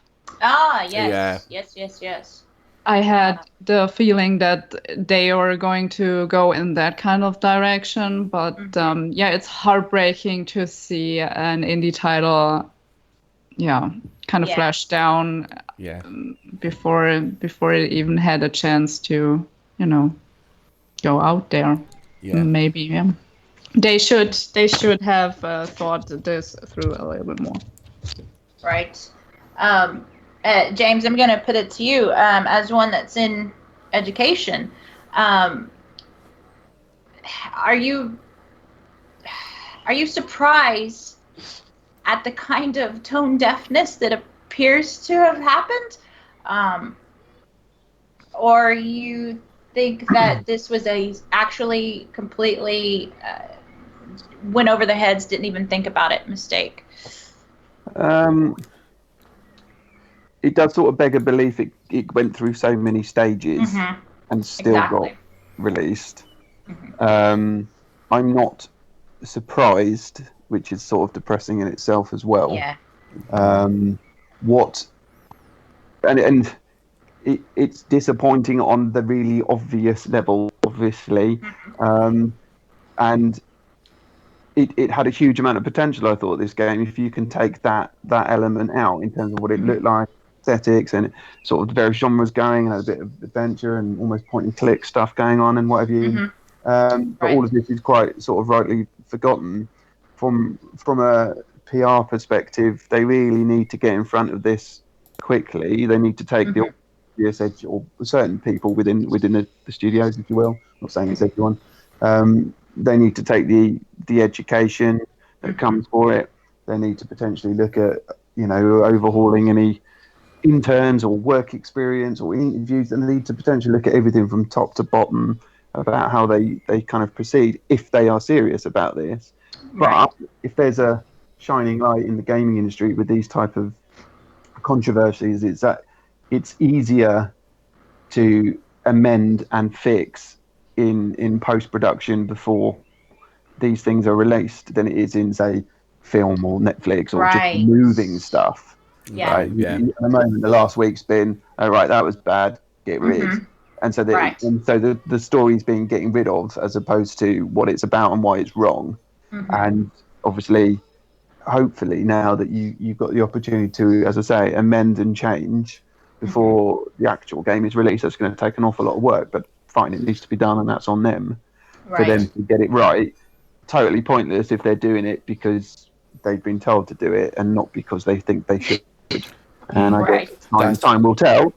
But that's the industry we're in, and as I say, but it's got time to amend and get it right and have the right conversations with the right people. Absolutely. So, moving from that very, very, very, very deep and sensitive topic, unless anyone has anything they'd like to add, Pete, do you have anything? Not from me. Oh, okay. We're going to move to a much lighter fare. A game that looks absolutely terrible to me. Looks mental to most. Yeah, Bug Snacks. A little, whimsical game. James, your thought on Bug Snacks, where you turn into food. It was at this point I didn't know if I was awake or not. I genuinely had to check what I was watching and what was happening. And then I went on my own little mini roller coaster here of going, what the effing hell's happening now? It's a school night. I wasn't drinking, but I wasn't sure on that either. And then I just thought to myself, do you know what? Bullshit. There you go. Yeah, that's fine. Yeah, it's happening. Get me involved. Sign me up. My son is going to absolutely go nuts for this. And then I thought, who am I kidding? I'm going nuts for this. This is so wrong and mental that I'm all over it. And it's one of, and again, I shouldn't admit this, I have watched this trailer as many times as Horizon. Wow. Because every time I kind of go, I'm just laughing at new things. And it's ridiculous. Probably not as ridiculous as the price of the actual game that they're going to try and get people to buy. Yeah. But I was 100%. It's so wrong. It's right. And I've said it already. Getting me. That's good to hear that it has an audience with someone. You want it honesty, right? That's just like, this is insane. Yeah, it's fine. I'm on board. So, Daryl, for me, it was a reminiscent of kind of Spore, but I still couldn't quite piece together what was going. There was lots of strawberries and ice cream crawling on the ground. What? Any thoughts for you about this? It reminded me of like a first-person Animal Crossing. That's piqued Jen's interest. Yeah, but I'm just kind of like the old man yelling at cow, thinking it doesn't really click for me. It's like, it's a lovely name, but that's about it for me. Oh gosh, you really are the old man who yells at the sky. Jin, it has the bright colors and cute graphics, but it's very surreal and whimsical. Is it up your alley?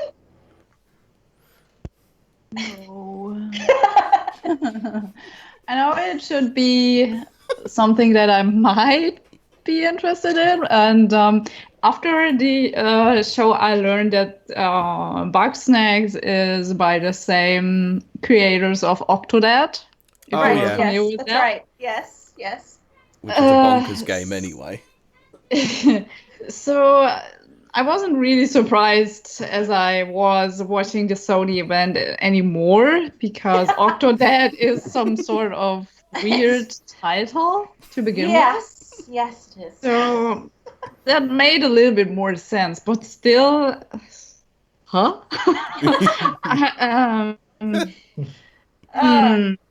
Yeah.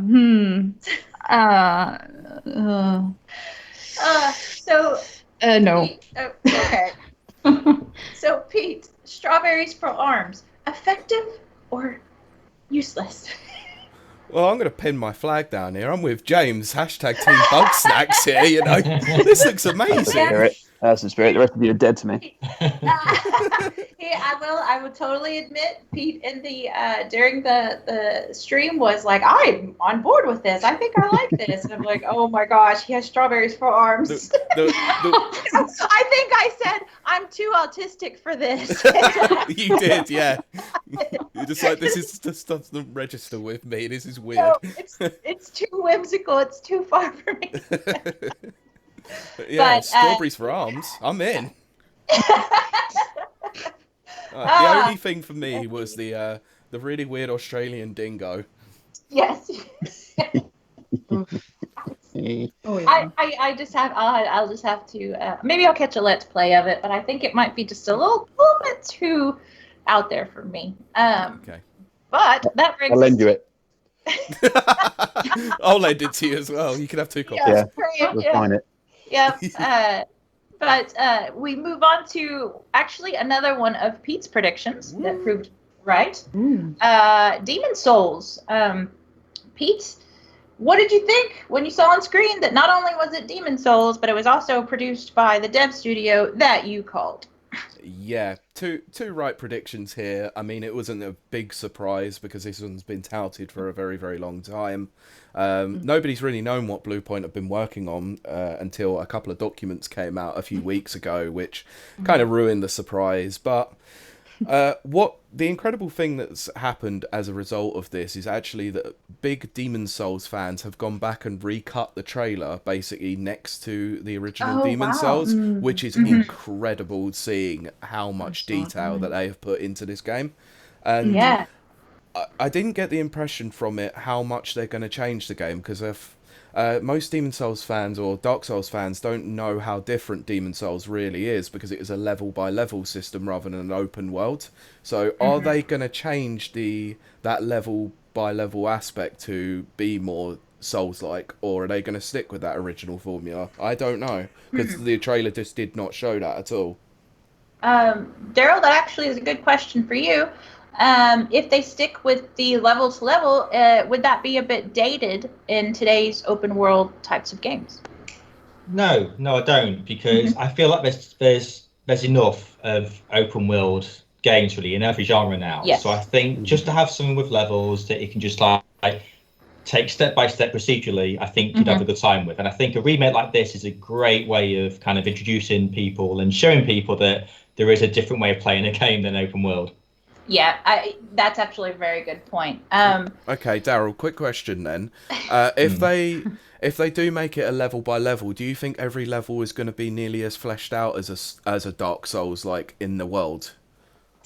Yeah, to be honest. Because they can take advantage of like what the PS5 offers, and you can like see maybe like just how much a remake like this can look and will play compared to a game that was originally released 11 years ago now.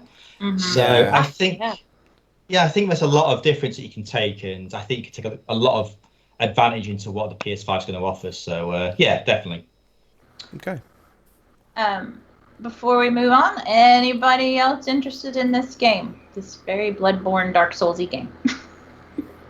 I'm going to take that as a no. I've never played a Souls-like, so this might be my first chance to play one, so I might pick this up.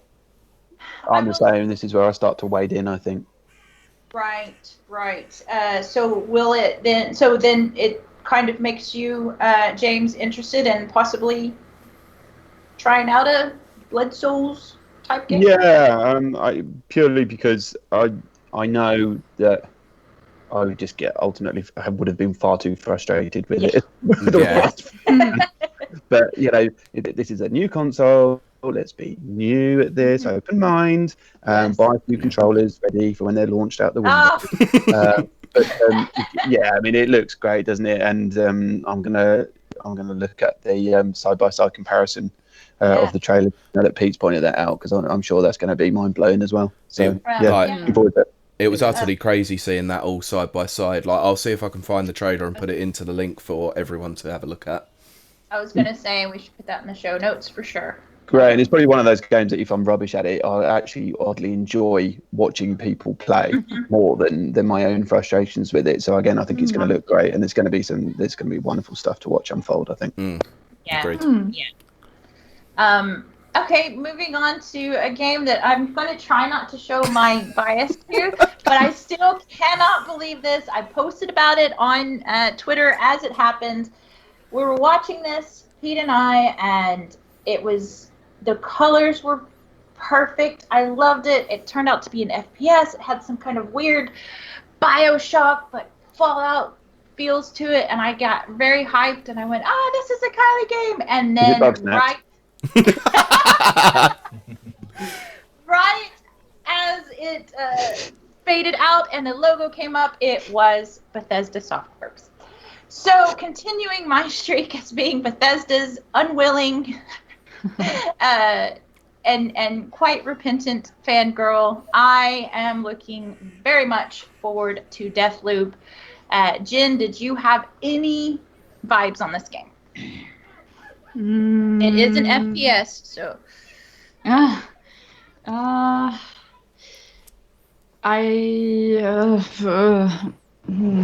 Interesting design. I like what they went for in this game in Deathloop, but I don't see myself playing it. I don't see myself warming up to this kind of game. I think it's cool that you have some sort of struggle going on between two assassins. That's something interesting.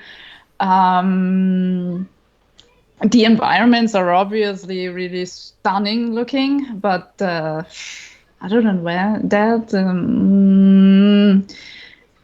it's a cool thing, but it's more like again a game that I need more input on. Right. It does seem to also have the I'm going to call it a gimmick for lack of a better phrase, but that Returnal has, which is the every time you die things change. Consequences. Yeah. Yeah. Exactly. And Daryl, for you, being that it's a Bethesda-led game, do you, first of all, do you think there will be bugs on day one?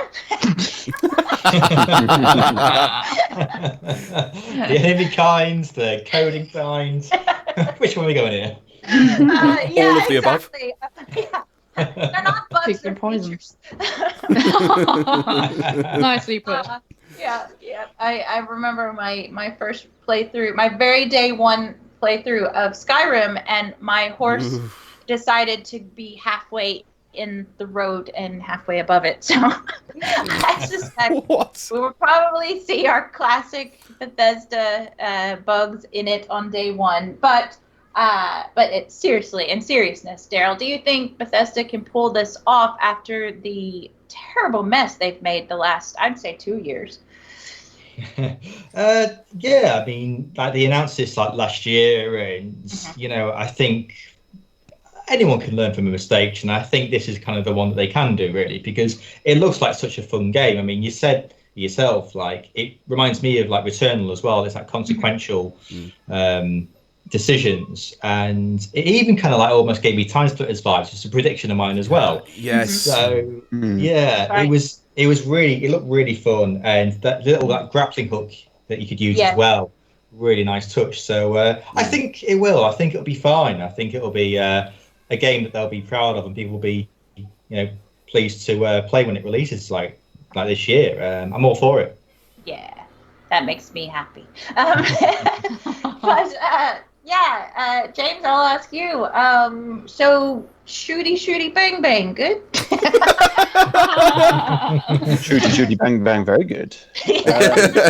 I think this was all in all other than Spider-Man, the game I was most intrigued and excited by, because I think the ones that we knew were coming, we kind of know. The revelations on the whole, I was like, but this I thought is kind of right up my street. It looked and sounded brilliantly. It's got a really unique kind of plot to it, which may or may not pan out to be genius, I guess. You get to play, I think, with the two different roles. I think certainly with the online content, I think, or the multiplayer with the female protagonist, from what I could tell. And I just like the feel to it. I like the vibe to it. It was, again, it kind of sort of reminded me a little bit of also Dishonored as well. Yes, definitely. Which is a tick in my box, as well as the other games everyone's mentioned. So really intrigued by this, really excited for it, and we'll purchase on day of for me personally. Yeah. Excellent. Pete, now are you going to be a Bethesda fan person with me? Absolutely not, but I do like the look of this game. I can't support Bethesda like you do because of the amount of buggy games that come out. That's the weird thing. I actually don't support them. I'm not on their side, and yet every time they put out a game, I love it. Well, this is trying to argue with a fangirl here. I'm afraid you can't argue with them because they just don't see the light between it's just. But I'm well on board for this game. This looks so much fun. It looks like it's taken a lot of influence from a lot of other FPSs, and specifically Doom. There was a lot of Doom, a lot of Wolfenstein, and a lot of old school FPSs in there, but with a lot of modern day sensibilities. And James brought it up really well, actually. The online co-op to the aspect to this is going to be really interesting to see, so long as they get the netcode right. Right, a good point. And it is Bethesda, which never happens. But that's why I said it. I will ask you this then, Pete. Do you think that their association, Bethesda's association with 3D Realms, but not 3D, you know who I'm talking about. Thank you. I'm getting tired. Id Software, do you think that's been an influence? Because it did have a very much Wolfenstein 3D feel to it. Yeah. I think the influence is definitely there, but just so long as Todd Howard isn't working on this game, this will turn out all right. Todd is a god. Don't you mean Todd Coward? Oh my gosh, I am a Bethesda fan. Moving on to our next one, because we are so close to wrapping up now. God, this game. This game, I think, I'm going to speak for all of us. Please contradict me if you must. The next game was called Village. Yes. Resident Evil. And it's funny because it has Village, which is oh, crud. It's not VII, it's VLL. Yeah, but it was supposed to it was supposed to represent the 8, I think. Wow, I have really thrown myself off by that. It is supposed to be 8, so it's got VIII, so yeah, Village. Okay. But they did the same with Resident Evil 7. I'm so bothered now. Those are L's. Those are not I's. Anyway, that's not the point. Yes, but considering that when you do it like that, it still is the Roman numeral technically for a 1. Oh, that's gonna bother me the whole time. Yeah, but it's the way that they did it with Resident Evil 7. It's just a way of sort of making it look like a generic game and then going, oh, by the way, this is Resident Evil. It looked amazing. Jen, I know I started with you on the last horror game, but I want to do it again. Does this make you want to jump on board to horror games? I have been a long observer of the franchise. I knew Resident Evil 4 in and out because I was watching so many people play it. So being the PlayStation 5, probably something that we will own, and we skipped the 4th for the people not knowing. So I think we are going to get this day one, and I will watch it, probably not play it, because I get incredibly frustrated if the main character dies and I can't do anything. Right.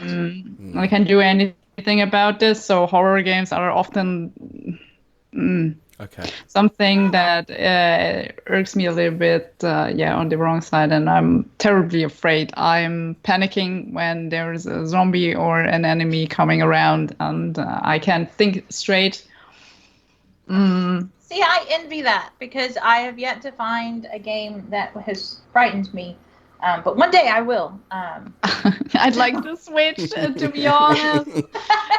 So, but it's going to be a day one because I know that my boyfriend is a long fan of the series. And I gotta say, Chris and Jill are my favorite out of the series. Well, yeah, that brings to my next question, to Pete. So why are you asking me? Why are you asking me? We have got a Resident Evil person in our ranks right now who has basically reviewed 2 of the games recently. Maybe I was saving the best for last. Okay, fine. I'll let you off then. I feel slightly offended, but okay. No. I'll get my coat. No, Pete, as someone who's not as familiar with the franchise, but familiar enough, seeing Chris at the end. That was shocking. It was, right? That was really, really unusual because obviously Chris was in the Resident Evil 7 DLC content and he looked different again. Yeah. Like, they've changed his character model again. Oh, dang it, yeah. Yeah, I mean, they bulked him up in 5 and made him look very cartoony and very kind of ridiculous in that game, to then change him up to be more like the motion capture artists themselves, and now they've changed it up again, and it's just an odd choice, but I do like the direction they're going with the potential of this being the end of his story. Right, which actually brings my next question, which I will ask James. So we're getting closer to the content people want, but it's not here yet. Well, you know, Kylie teases us all the time. She does this kind of thing. It's good that, you know. Yeah, I like to keep things mixed up. So what do you think about continuing Chris's story? Like, that seems kind of out of the blue. It did, and it caught me by surprise, and I think that was a good thing. I think that would obviously caught many people sort of on the hop. I think slightly confused why he is genuinely the size of a house in this. He looks sort of like Zangief proportions. But I thought it was really good reveal. It was, basically it was a horror film trailer, if anything else. Yeah. It had all the kind of stereotypical tropes. It was interesting that it took an awful lot of Resident Evil 4, I thought, based in terms of the location and scenery, which kind of made me think, well, I assume they're going to remaster, if they haven't already, Resident Evil 4 as well. Yeah, if they've there's already going to be announced some the sort of remake. clash. I thought I had a feeling that would be imminent if they'd not already. So I'm wondering when they were going to kind of release that in conjunction with this one as well. But for me, Resident Evil 4 was the best one. And I think I was too young to appreciate Resident Evil 1 for what it was. And I think it just sort of fell in line with 4 coming out and being a slightly different take. And looking at this, and then again looking at all the, what you're able to produce now with the PS5, looking at that pretty gorgeous, if not petrifying trailer. Again, I'm really looking forward to what it's going to do. And purely because I'm a coward. I will absolutely watch people play this more than I probably play it myself.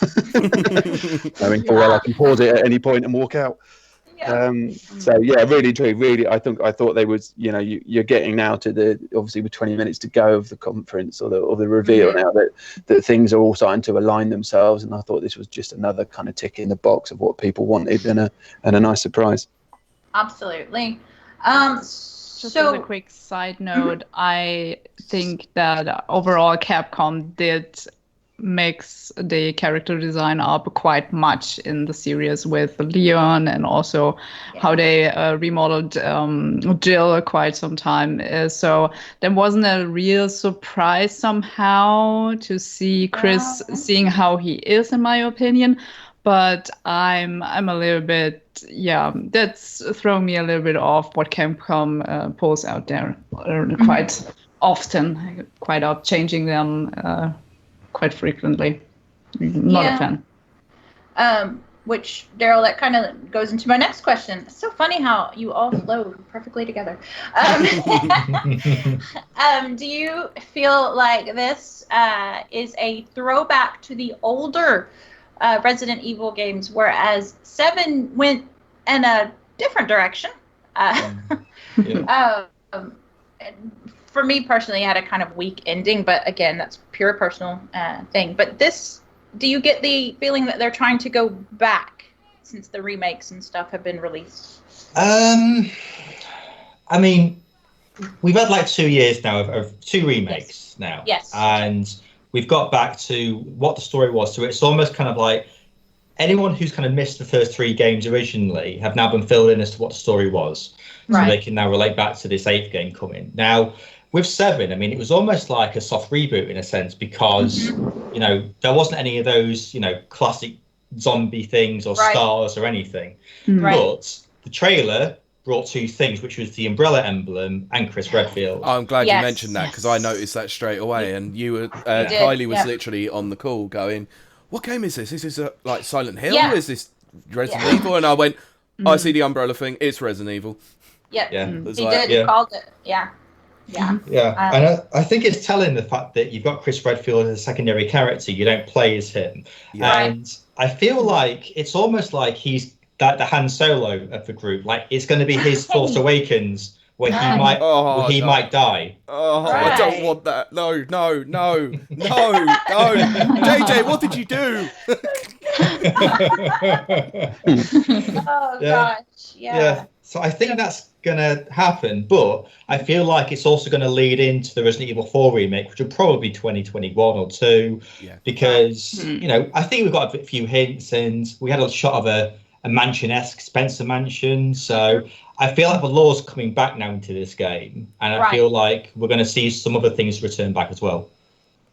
Yeah, and I think that's a fair point, actually. It does sort of lead into that sort of respect, because it looks like we have got the view of the village, from Resident Evil 4. We've got the view of the Spencer Mansion, and it's all sort of going full circle. So the remakes do actually make sense, them coming out before, obviously, this game. So just one quick question to Daryl. Do you was this going to be a first day buy?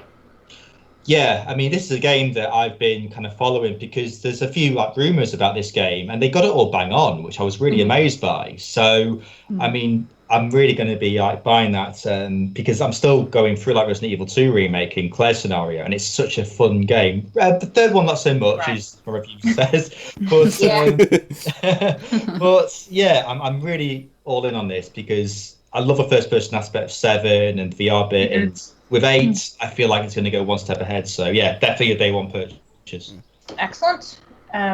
Okay, moving on to our next to last game. I'll say it like an American, Pragmata, but you guys can say Pragmata. James, I'm going to direct this to you. I got some Bioshock vibes off of this, with little sisters and stuff. Could you make out any of the storyline from the trailer? Because I could not. Absolutely nothing made sense to me. I mean, it was a bit, well, not a bit. It was also sort of akin to Hideo Kojima, wasn't it? Oh, yeah. And sort of half expected. some odd appearance of him or somewhere smashed around the title, or something wildly inappropriate hidden in the background. Right. But it was. I mean, it looked great, if not confusing. Yeah. And yeah, it asked a lot more questions than it gave answers to. And as someone who is still scarred from Death Stranding, where I really hope that this isn't going. I mean, maybe this is just a. I've already put my flag to Bugsnax, so I really hope this isn't going to be overly complicated and complex to the point where it's almost too clever. But it looked great from what I could tell. But in terms of narration and storyline and sort of the initial introduction of the astronaut, I thought it was great, and then it just went whoa, sort of above my head in many levels. And I've rewatched it several times, and I just kind of sit back going, oh, that looks stunning, but what am I looking at? What's the purpose to it? And again, it's sort of repeating myself. But from now on in, I now want some flesh to these bones for a lot of these games. Yeah, I think. Yeah, that's a very, very valid point. I would say a good understatement for all of them because they're basically all teasers in a way. I'd say this one especially more so, considering it's coming out in 2022. Well, that's the thing. I've got 2022 down, and I had to double check that was correct. Okay, right. Can I ask a quick question of the panel then? Who knew this was made by Capcom? No, not me. They didn't make it. They didn't make it obvious, did they? It's very weird. No, I did after I was researching a little bit about the title afterwards. Because I wanted to know who is behind it, but I wasn't aware of that when I was watching the Sony event. No, I wasn't aware. It was only when I found out after reading afterwards, like you did, Jennifer. Yeah, that's wild. So is Capcom back to back then? Yeah. In the reveal. Huh. Wow. So Jin, any thoughts, opinions, feelings on this game? No. I am afraid it won't be something right up my alley. It looks good, but I can't make anything out of it, and it didn't appear to me, even though there was a cat in the That's right. in the trailer. I don't see myself going into in-depth research kind of thing in this, and following it up after the Sony event and after they announced it, because I have no idea what is going. It didn't appeal to me right away, and no. Yeah. No. So Pete, did you have any motivation for this game? Is it on your list? The thing is that I, as a long-standing Capcom apologist at times, Yes. I'm quite worried by this game, because obviously, like we said, with the back-to-back of Resident Evil Village and Pragmata, this makes me worry that Resident Evil is going to be great, but this one's going to suck. Because they generally tend to do that. If they make one good game, they make a sucky game. So I am concerned by this. Yeah. And while they're at it, they are totally forgetting about Ace Attorney. Yeah, once again, Ace Attorney gets shafted. Thanks, Capcom. But no, I like the premise. Like, the open world mech-based sci-fi shooter is very interesting. But I'm probably going to agree with Jen here. 6 out of 10. Not enough cats. Yeah. But the premise is interesting, but it's a 2022 game. We know nothing of this other than what we have seen in the teaser. We've seen no gameplay. We've seen no anything outside of pre-rendered or sort of scripted sequences. So I'd need to see what the premise of this game actually really is before I sort of decide whether or not I'm going to plant my flag into that being a day one purchase, or whether or not I go, ooh, Capcom, you've done it again. Right. So Daryl, any predictions for this game? And knowing that Capcom is publishing it, has that changed your views? It was really odd, because when I was watching the trailer, I thought the astronaut was going to pull his cap off and Norman Reedus would appear and it'd be Death Stranding 2. Yeah.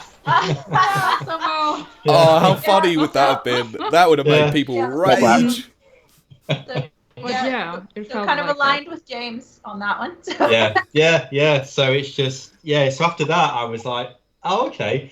And then it said 2022, and I thought, oh, it's one of those where it is a CG trailer, and it's probably going to be totally different in 2 years' time. And it's launching around Resident Evil 4 remake. So I don't know, really, because there wasn't a game there. It was just, I'm an astronaut. Oh, you're a hologram. Okay. And that was it. Yeah. So, yeah. Again, interesting. I got some echoes of BioShock with the Big Daddies and Little Sister, but again, just was not enough. But that brings us to our last game of the stream before we talk about I think it was hardware. right that they put this game at the very last as well, because this is what everyone was sort of expecting. Well, that was kind of going to be my question to you, Pete, because I think this was you. Somebody predicted this. I think it was you. Did you predict this? I think a couple of people predicted this. Let me have a look. So, James did. James definitely did. Yeah. I think. Yep. I knew I'd seen it as a prediction. I think we had predicted it on episode 33 as well. I think Right, we said that it okay. was going to probably come through that. But a lot of the writers at Rapid Reviews, when they did their predictions before this, had said that Horizon was probably going to be one of those things that would show up. Right. So, James, I'll ask you then. What about the weird post-apocalypticness? How do you feel about that juxtaposed against the original stuff? Well, I think it looked great. I really do. But I mean, that should go without saying, really. Right. Obviously, it's Horizon, but 2.0 as opposed to 2. Although I don't think you're allowed to use I think they've dropped 2, haven't they? I think you just call it Hidden West, isn't it? So in every conceivable way, it's just sort of Horizon squared, and that's absolutely a good thing. Obviously, it's great for another female lead, but you had some really good kind of side characters within the first game as well. You had a really interesting premise, and then you look at really finishing the whole PS5 conference with the capabilities of what you'll get from this new console, and I think this absolutely nailed it in every conceivable way. Visually, it's just obviously it was beautiful. You've got a whole sort of bigger open world scope, and it will be interesting to see how that kind of unfolds now, because you've got a sort of a mixture of just sort of mech animals and others and sort of actual animals, and the plot line that will come from that. And yeah, I think there was a huge sigh of relief, I'd imagine, where this is what we ended on, because this is what the people wanted, and it was because obviously the first game was so well received and so well thought through. And if it's the type of thing that we've had to wait a little while for because it will deliver, then I think everyone's going to be okay with that. Absolutely. Daryl, do you think this was a strong note to end on? Yeah, it was. I mean, the whole trailer just kind of showed like what the PS5 could do, and you got like the wide world and everything there, and it gave me that vibe of what was that game on PS3? Heavenly Sword, I think. Oh yeah. Yeah, gave me that kind of vibe. And I haven't played the previous game, but I mean, once it's on PC, I'm going to give it a go, because the trailer for this looked incredible, really. So really kind of interested to see how it goes when it's released. Absolutely. So, Jen, intrigued to possibly go for it? Yes, absolutely. Because I haven't been, like Daryl, playing the title before, Zero Dawn, since I don't own a good PC and a PlayStation 4. But I'm looking very much forward to, and I said this to a friend of mine in the chat before, I'm looking forward to play the first and the second right after it. I think yeah. it's a nice one comparison. What changed, what they did, and I think it's going to be one of the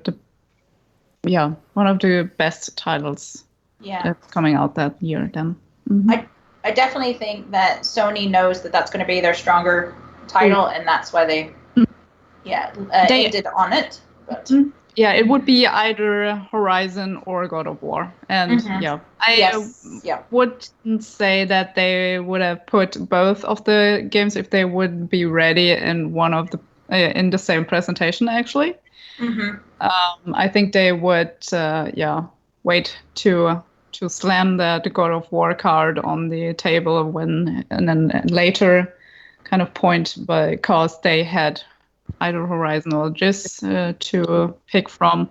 But yeah, I think it was the best title to end it on. So that kind of wraps it up for the games. We'll do a kind of, I'm going to do a generic kind of ending thing. All of you are going to have the same question. I'll just call on randomly. I would like to get your thoughts on the hardware reveals, the memes that came out from it, your overall summary, and then, basically that's it. And the peripherals, if you yay or nay. So, Pete, I'll start with you, kind of a wrap up. And also, what are your thoughts on the future of directs like this, E3 and such? Pete, you go first. I mean, this absolutely set the benchmark on what you should do for a console reveal, let alone a direct style showing. Nintendo need to take a lot of leaves out of Sony's book in this respect, because the directs are good, but they don't have quite the punch that this one did. Yes, there were some games in there that might not appeal to everyone, but that's what they were doing. They were trying to appeal to literally every fan of every different genre, and I think it worked for the most part. Obviously, barring Little Devil Inside, it was mostly a success, I would say. And a couple of games on there that weren't exactly my cup of tea, but I'm excited to see them sort of for those fans. I would give this a 9 out of 10 as a showcase. This was fantastic. Right. With exception to the console reveal at the end, because it did, because to me it looked like the router to my Xbox Series X tower. Yeah. So that's kind of where I want to go.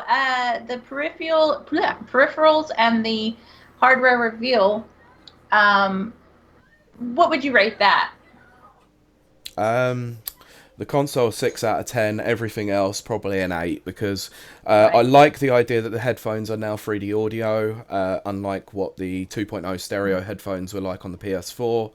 If they've got a built-in microphone in them, even better, but they didn't detail that, but they may have done since. So the HD camera is clearly there for the next version of PSVR. And it will probably end up being used in games like NBA 2K21, because that was one game we didn't actually talk about, which, I mean, it's EA, it's always there. Extra sweat, gotta love that sweaty basketball player. So I believe I left that out. I do think that the HD camera will probably be used for doing the whole thing that you used to do on Rainbow Six Vegas, where you could scan in for that sort of thing. I think if they integrated that, that'd be great. But I'm also not overly surprised that there are two different versions of this console. Yes. And to end it, what is your prediction for a price point? I'm gonna go with £499 for the digital and $599 for the regular. All right. James, on to you. Same question, except I'm going to throw in, what did you think about the NBA 2K? Because I can't believe I left that out of the list. Nobody wants to talk about it, that's why. Yeah. I've written in my notes, NBA 2K, copy and paste. Copy and paste previous. Yes. But man alive, those squeaky trainers on the court sounded amazing. They did, actually, I'll give you that. And squeaky floor and added sweat. If you like sweat and squeaky floors, great. Can we say in basketball? Nope. That's for whatever anyone wants. All right. Very specific to keep it open. I'm not judging. So give us your summation, your rating, and your prediction, which you actually have officially done, but a price point prediction. I thought it was reassuring in many ways, but I felt I sort of felt a little empty by it, and I think again that's a first world problem of mine. I think Right. I was expecting to be bowled over more, and I think I was expecting to be walking out of there knowing a little bit more of all the fantastic things we've seen. So that's kind of ironic in that respect. I get that, but I think on the whole that was a solid 7, 8 out of 10. Bearing in mind the climate and everything being sort of digitized for it, and that's good. But they've set the bar in that respect. They catered for the audience, as I say, with the whole sort of vast variety of nostalgia games and target audiences that will be watching, and whatever age group people kind of jump on board with this. So again, very sensible, obviously from a business perspective. The headphones and the controller I really, really like.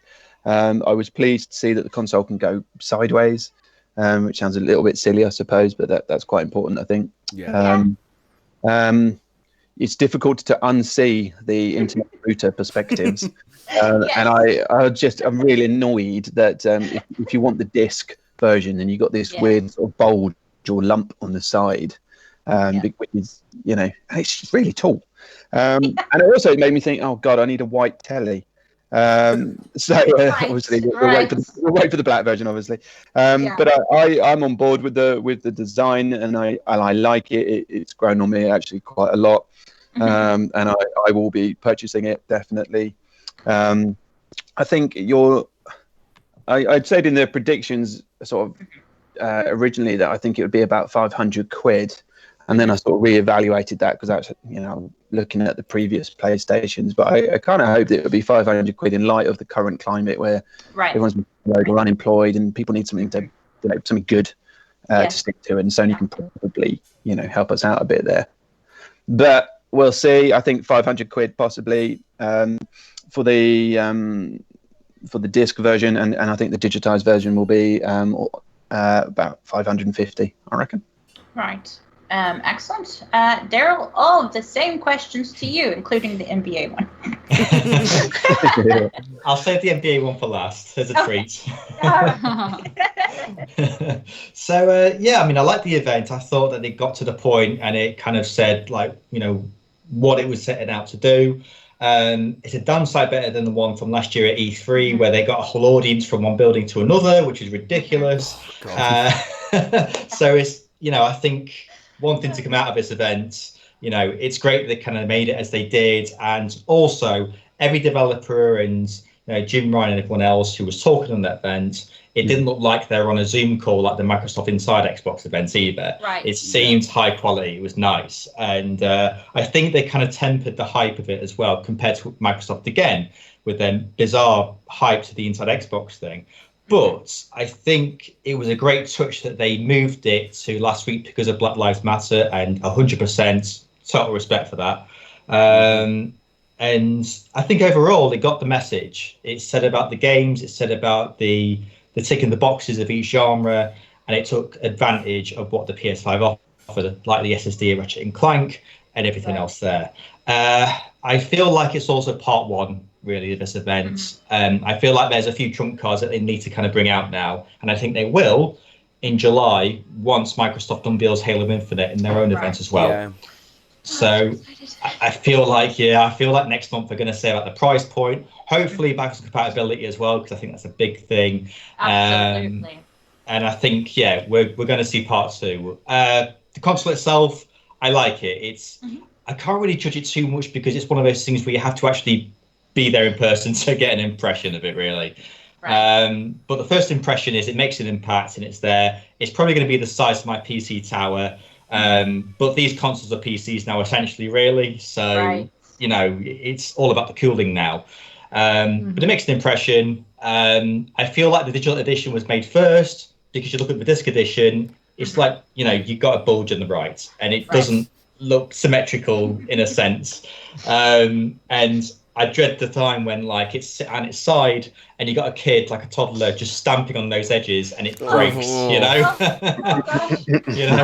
That's my vision at the minute.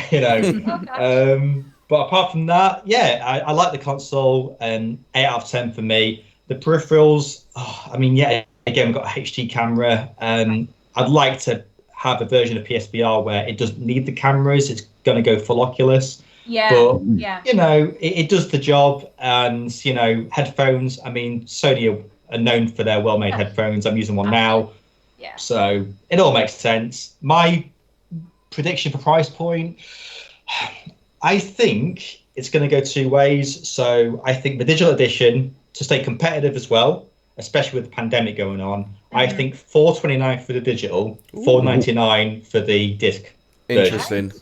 version. Because you got the PS4 Pro at about $370. I think 50 quid more gets you a PS5 digital. I think that's tempting. Yeah, I like that way of thinking. Absolutely. Yeah, and I'm sure I said this on the last time I was on. I think if they do a subscription side with the PS5, a PS Plus monthly fee, I think that would open up to a hell of a lot more people as well. So you mean Xbox All Access does at the moment? Yeah, like 50 quid a month or something. Get your PS Plus, PS5, and there you go. Yeah. I'd be on board with that. I would be as well.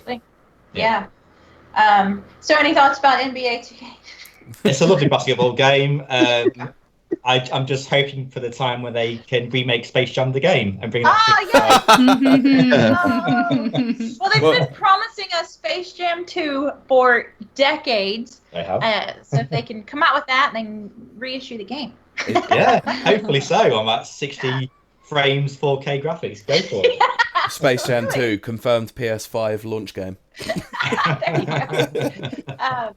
Jen, all of those wonderful questions to you. Okay. I'm not interested in that basketball game, so no. I move on rather quickly. Probably one of my least favorite genres there exist out of video games. So obviously that's not something that spiked my interest. So I'm going to talk about the overall design of the PlayStation. First, I think it looks gorgeous. It's one of the prettiest consoles out there. I know people are doing references to Wi-Fi routers and even to Seto Kaiba, which is actually my favorite meme, where they just Photoshop his head onto the PlayStation. So that's probably my favorite. Yes, the pop color. Yeah. I can't unsee it. Thank you. What about the Iris Sauron in there? Yeah. But I think it's pretty. It's looking really good. I do like that you are flexible with it. You can use it standing up, but also lying down. I do prefer the version where it lies down more, since I will get the version with the disc, not the digital only one. Right. Since I'm a big fan of physical copies. And also have some PlayStation 4 games that I would love to play on my PlayStation 5. Yeah. Just always confused me. You don't own a PS4, but you own games. Yeah. So what did you think? Of mine, but, So what did you think of the overall, I'm going to call it a direct, I'm not sure what to call it, but an overall direct, the future of directs going like E3 or whatever, going streaming, and then of course price point. The overall event was good. I did like that they didn't plush it up with some sort of moderation between it. It was short, it was efficient, it was informative, not so much, because they couldn't show a lot at some games. But the overall thing that I was missing were more variety of the genres, actually. Because I saw 2 horror games, action adventures, some titles that I'm not really sure what to do with them, like Stray and Bugsnax. And that. Oh, yeah. Oh my goodness. So I think overall, I missed a few RPG titles because Sony was, and stomp on me, rip me into shreds if I'm wrong with this, because I haven't been following Sony that much over the years after the PlayStation 3 era, or PlayStation 2 actually, because I wasn't too fond of PlayStation 3, probably why I haven't skipped 4th generation. I missed JRPGs somehow, because in my opinion, you had a lot of them on the PlayStation 2. So Yes, you did. You did. That's actually a good point. Overall, that's why I'm giving this sort of a 6.5. Right. Okay. It's really harsh, I know, but Hey, I did like it, but I was missing the the information on the price, actually, which I think is going to be also different, like Daryl just mentioned. But I think it's going to be $5.99 for the one with the Blu-ray player, and maybe $5.50 for the digital only thing. Right. Okay. Interesting. Very good. Well, that about wraps it up, unless anyone has a little anything they want to throw in. I have one Sure. last thing. Because we haven't heard one thing. Kylie, what did you think of the whole thing? Well, I will say that I'm quite known for my short attention span. Like, I just got distracted by hashtag Team Bugsnax. I'm on that team. I'm easily distracted. Yes, honestly, I think that since I was watching it with Pete, it kind of kept me a little bit more focused than I would normally be. I still zoned out in the middle. Of course you did. I noticed that. That's why I kept talking to you. Yeah. It's like, yeah. But I like this direction. I think that, we stated many times, I definitely think this is the future of directs and presentation for future, events, E3s and stuff like that. Overall, I think it was good. I still think that those people were CGI'd or somehow enhanced. They're all freaky looking. I'm very excited about several of the games, Deathloop, Resident Evil, all the big ones. The design of the thing, I'm not quite on board with it yet, because I have so much tech and stuff that the white tech gets, especially when it's textured, gets so mangy and grody, and like stuff gets in the texture, and you have to use a toothbrush to clean it. But that's just my weirdness. No, I would agree with you there. I'm looking at my white PS4 and how filthy it is, and it's ridiculous. Exactly. And the thing is, my black PS4 is probably just as filthy, but I can't tell. So yeah. So overall, enjoyed the presentation. Price point, I kind of am of the mind of like Daryl is, which is we're in a unprecedented time. A lot of people aren't working. If Sony wants to make any money, they're gonna have to keep it not ridiculous. Like I think that if this was a normal year, I think they easily could have debuted at 600 quid.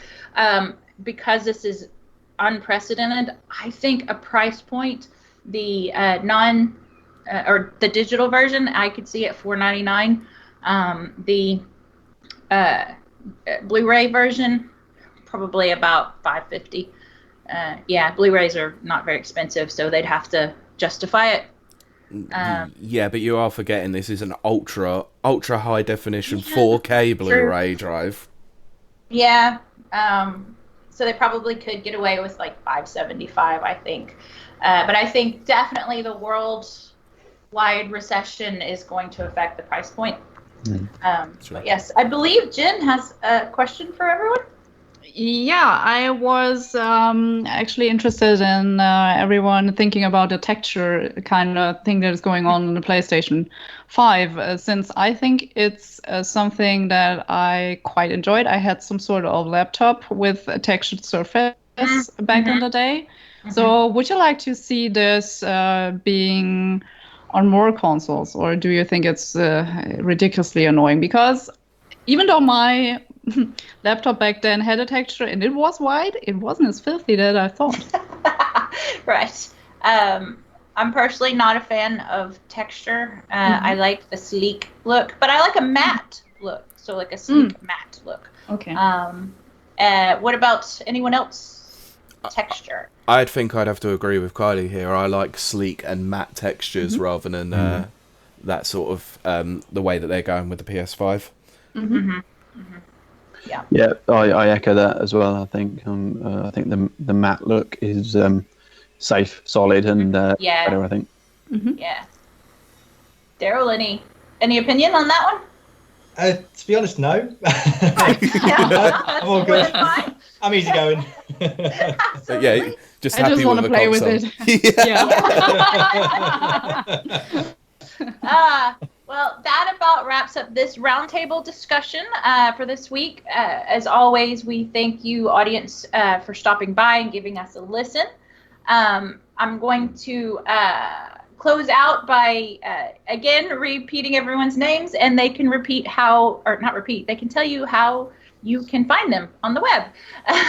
But thanks again. I've been your host and moderator, Kylie Wild, for Rapid Reviews Radio, which is a supplement program to the Rapid Reviews UK website, where you can find all your reviews for the latest games, indie and AAA.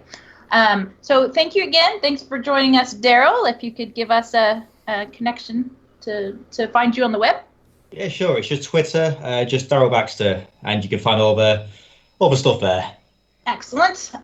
James, what about you? Thank you all for having me. You can find me on Twitter on @Fraser eSports. Where he will be hashtagging Team Bug Snacks. Oh yeah. And I'll be retweeting every single one of those. Jen, what about you? Yeah, you can mostly find me on Twitter and all the things I do there, like streaming or maybe returning somewhere to writing at lady_sugarcube. And thanks for having me. It was fun, guys. It's always a pleasure. Good. Always having all of you. Pete, what about you? Well, you can find me right here, usually on this podcast. Yes, but every week without fail. But other than that, I'm on Twitter at Pete Beckett 1, which is the number 1, and also I write reviews for Rapid Reviews. That's right. And again, that web address is www.rapidreviewsuk.com, where you can find all of your reviews for indie and AAA games. And if for some reason you would like to find me tweeting about autism, it is Kylie Tagreet, KILEYTEHGREET, on Twitter. Thanks again. Can I quickly ask Daryl one thing? Sure. As a Simpsons and Futurama fan, do you get that reference? You ask that of every guest. I think did I get it last time? I think you did ask me that last time. Oh, I didn't know if I'd already asked, so sorry. Yeah, you've asked him several, I think. But yes, it is a reference from Futurama, where Big Brain am winning again. That's right. No reason. No reason. I'm leaving Earth for no reason.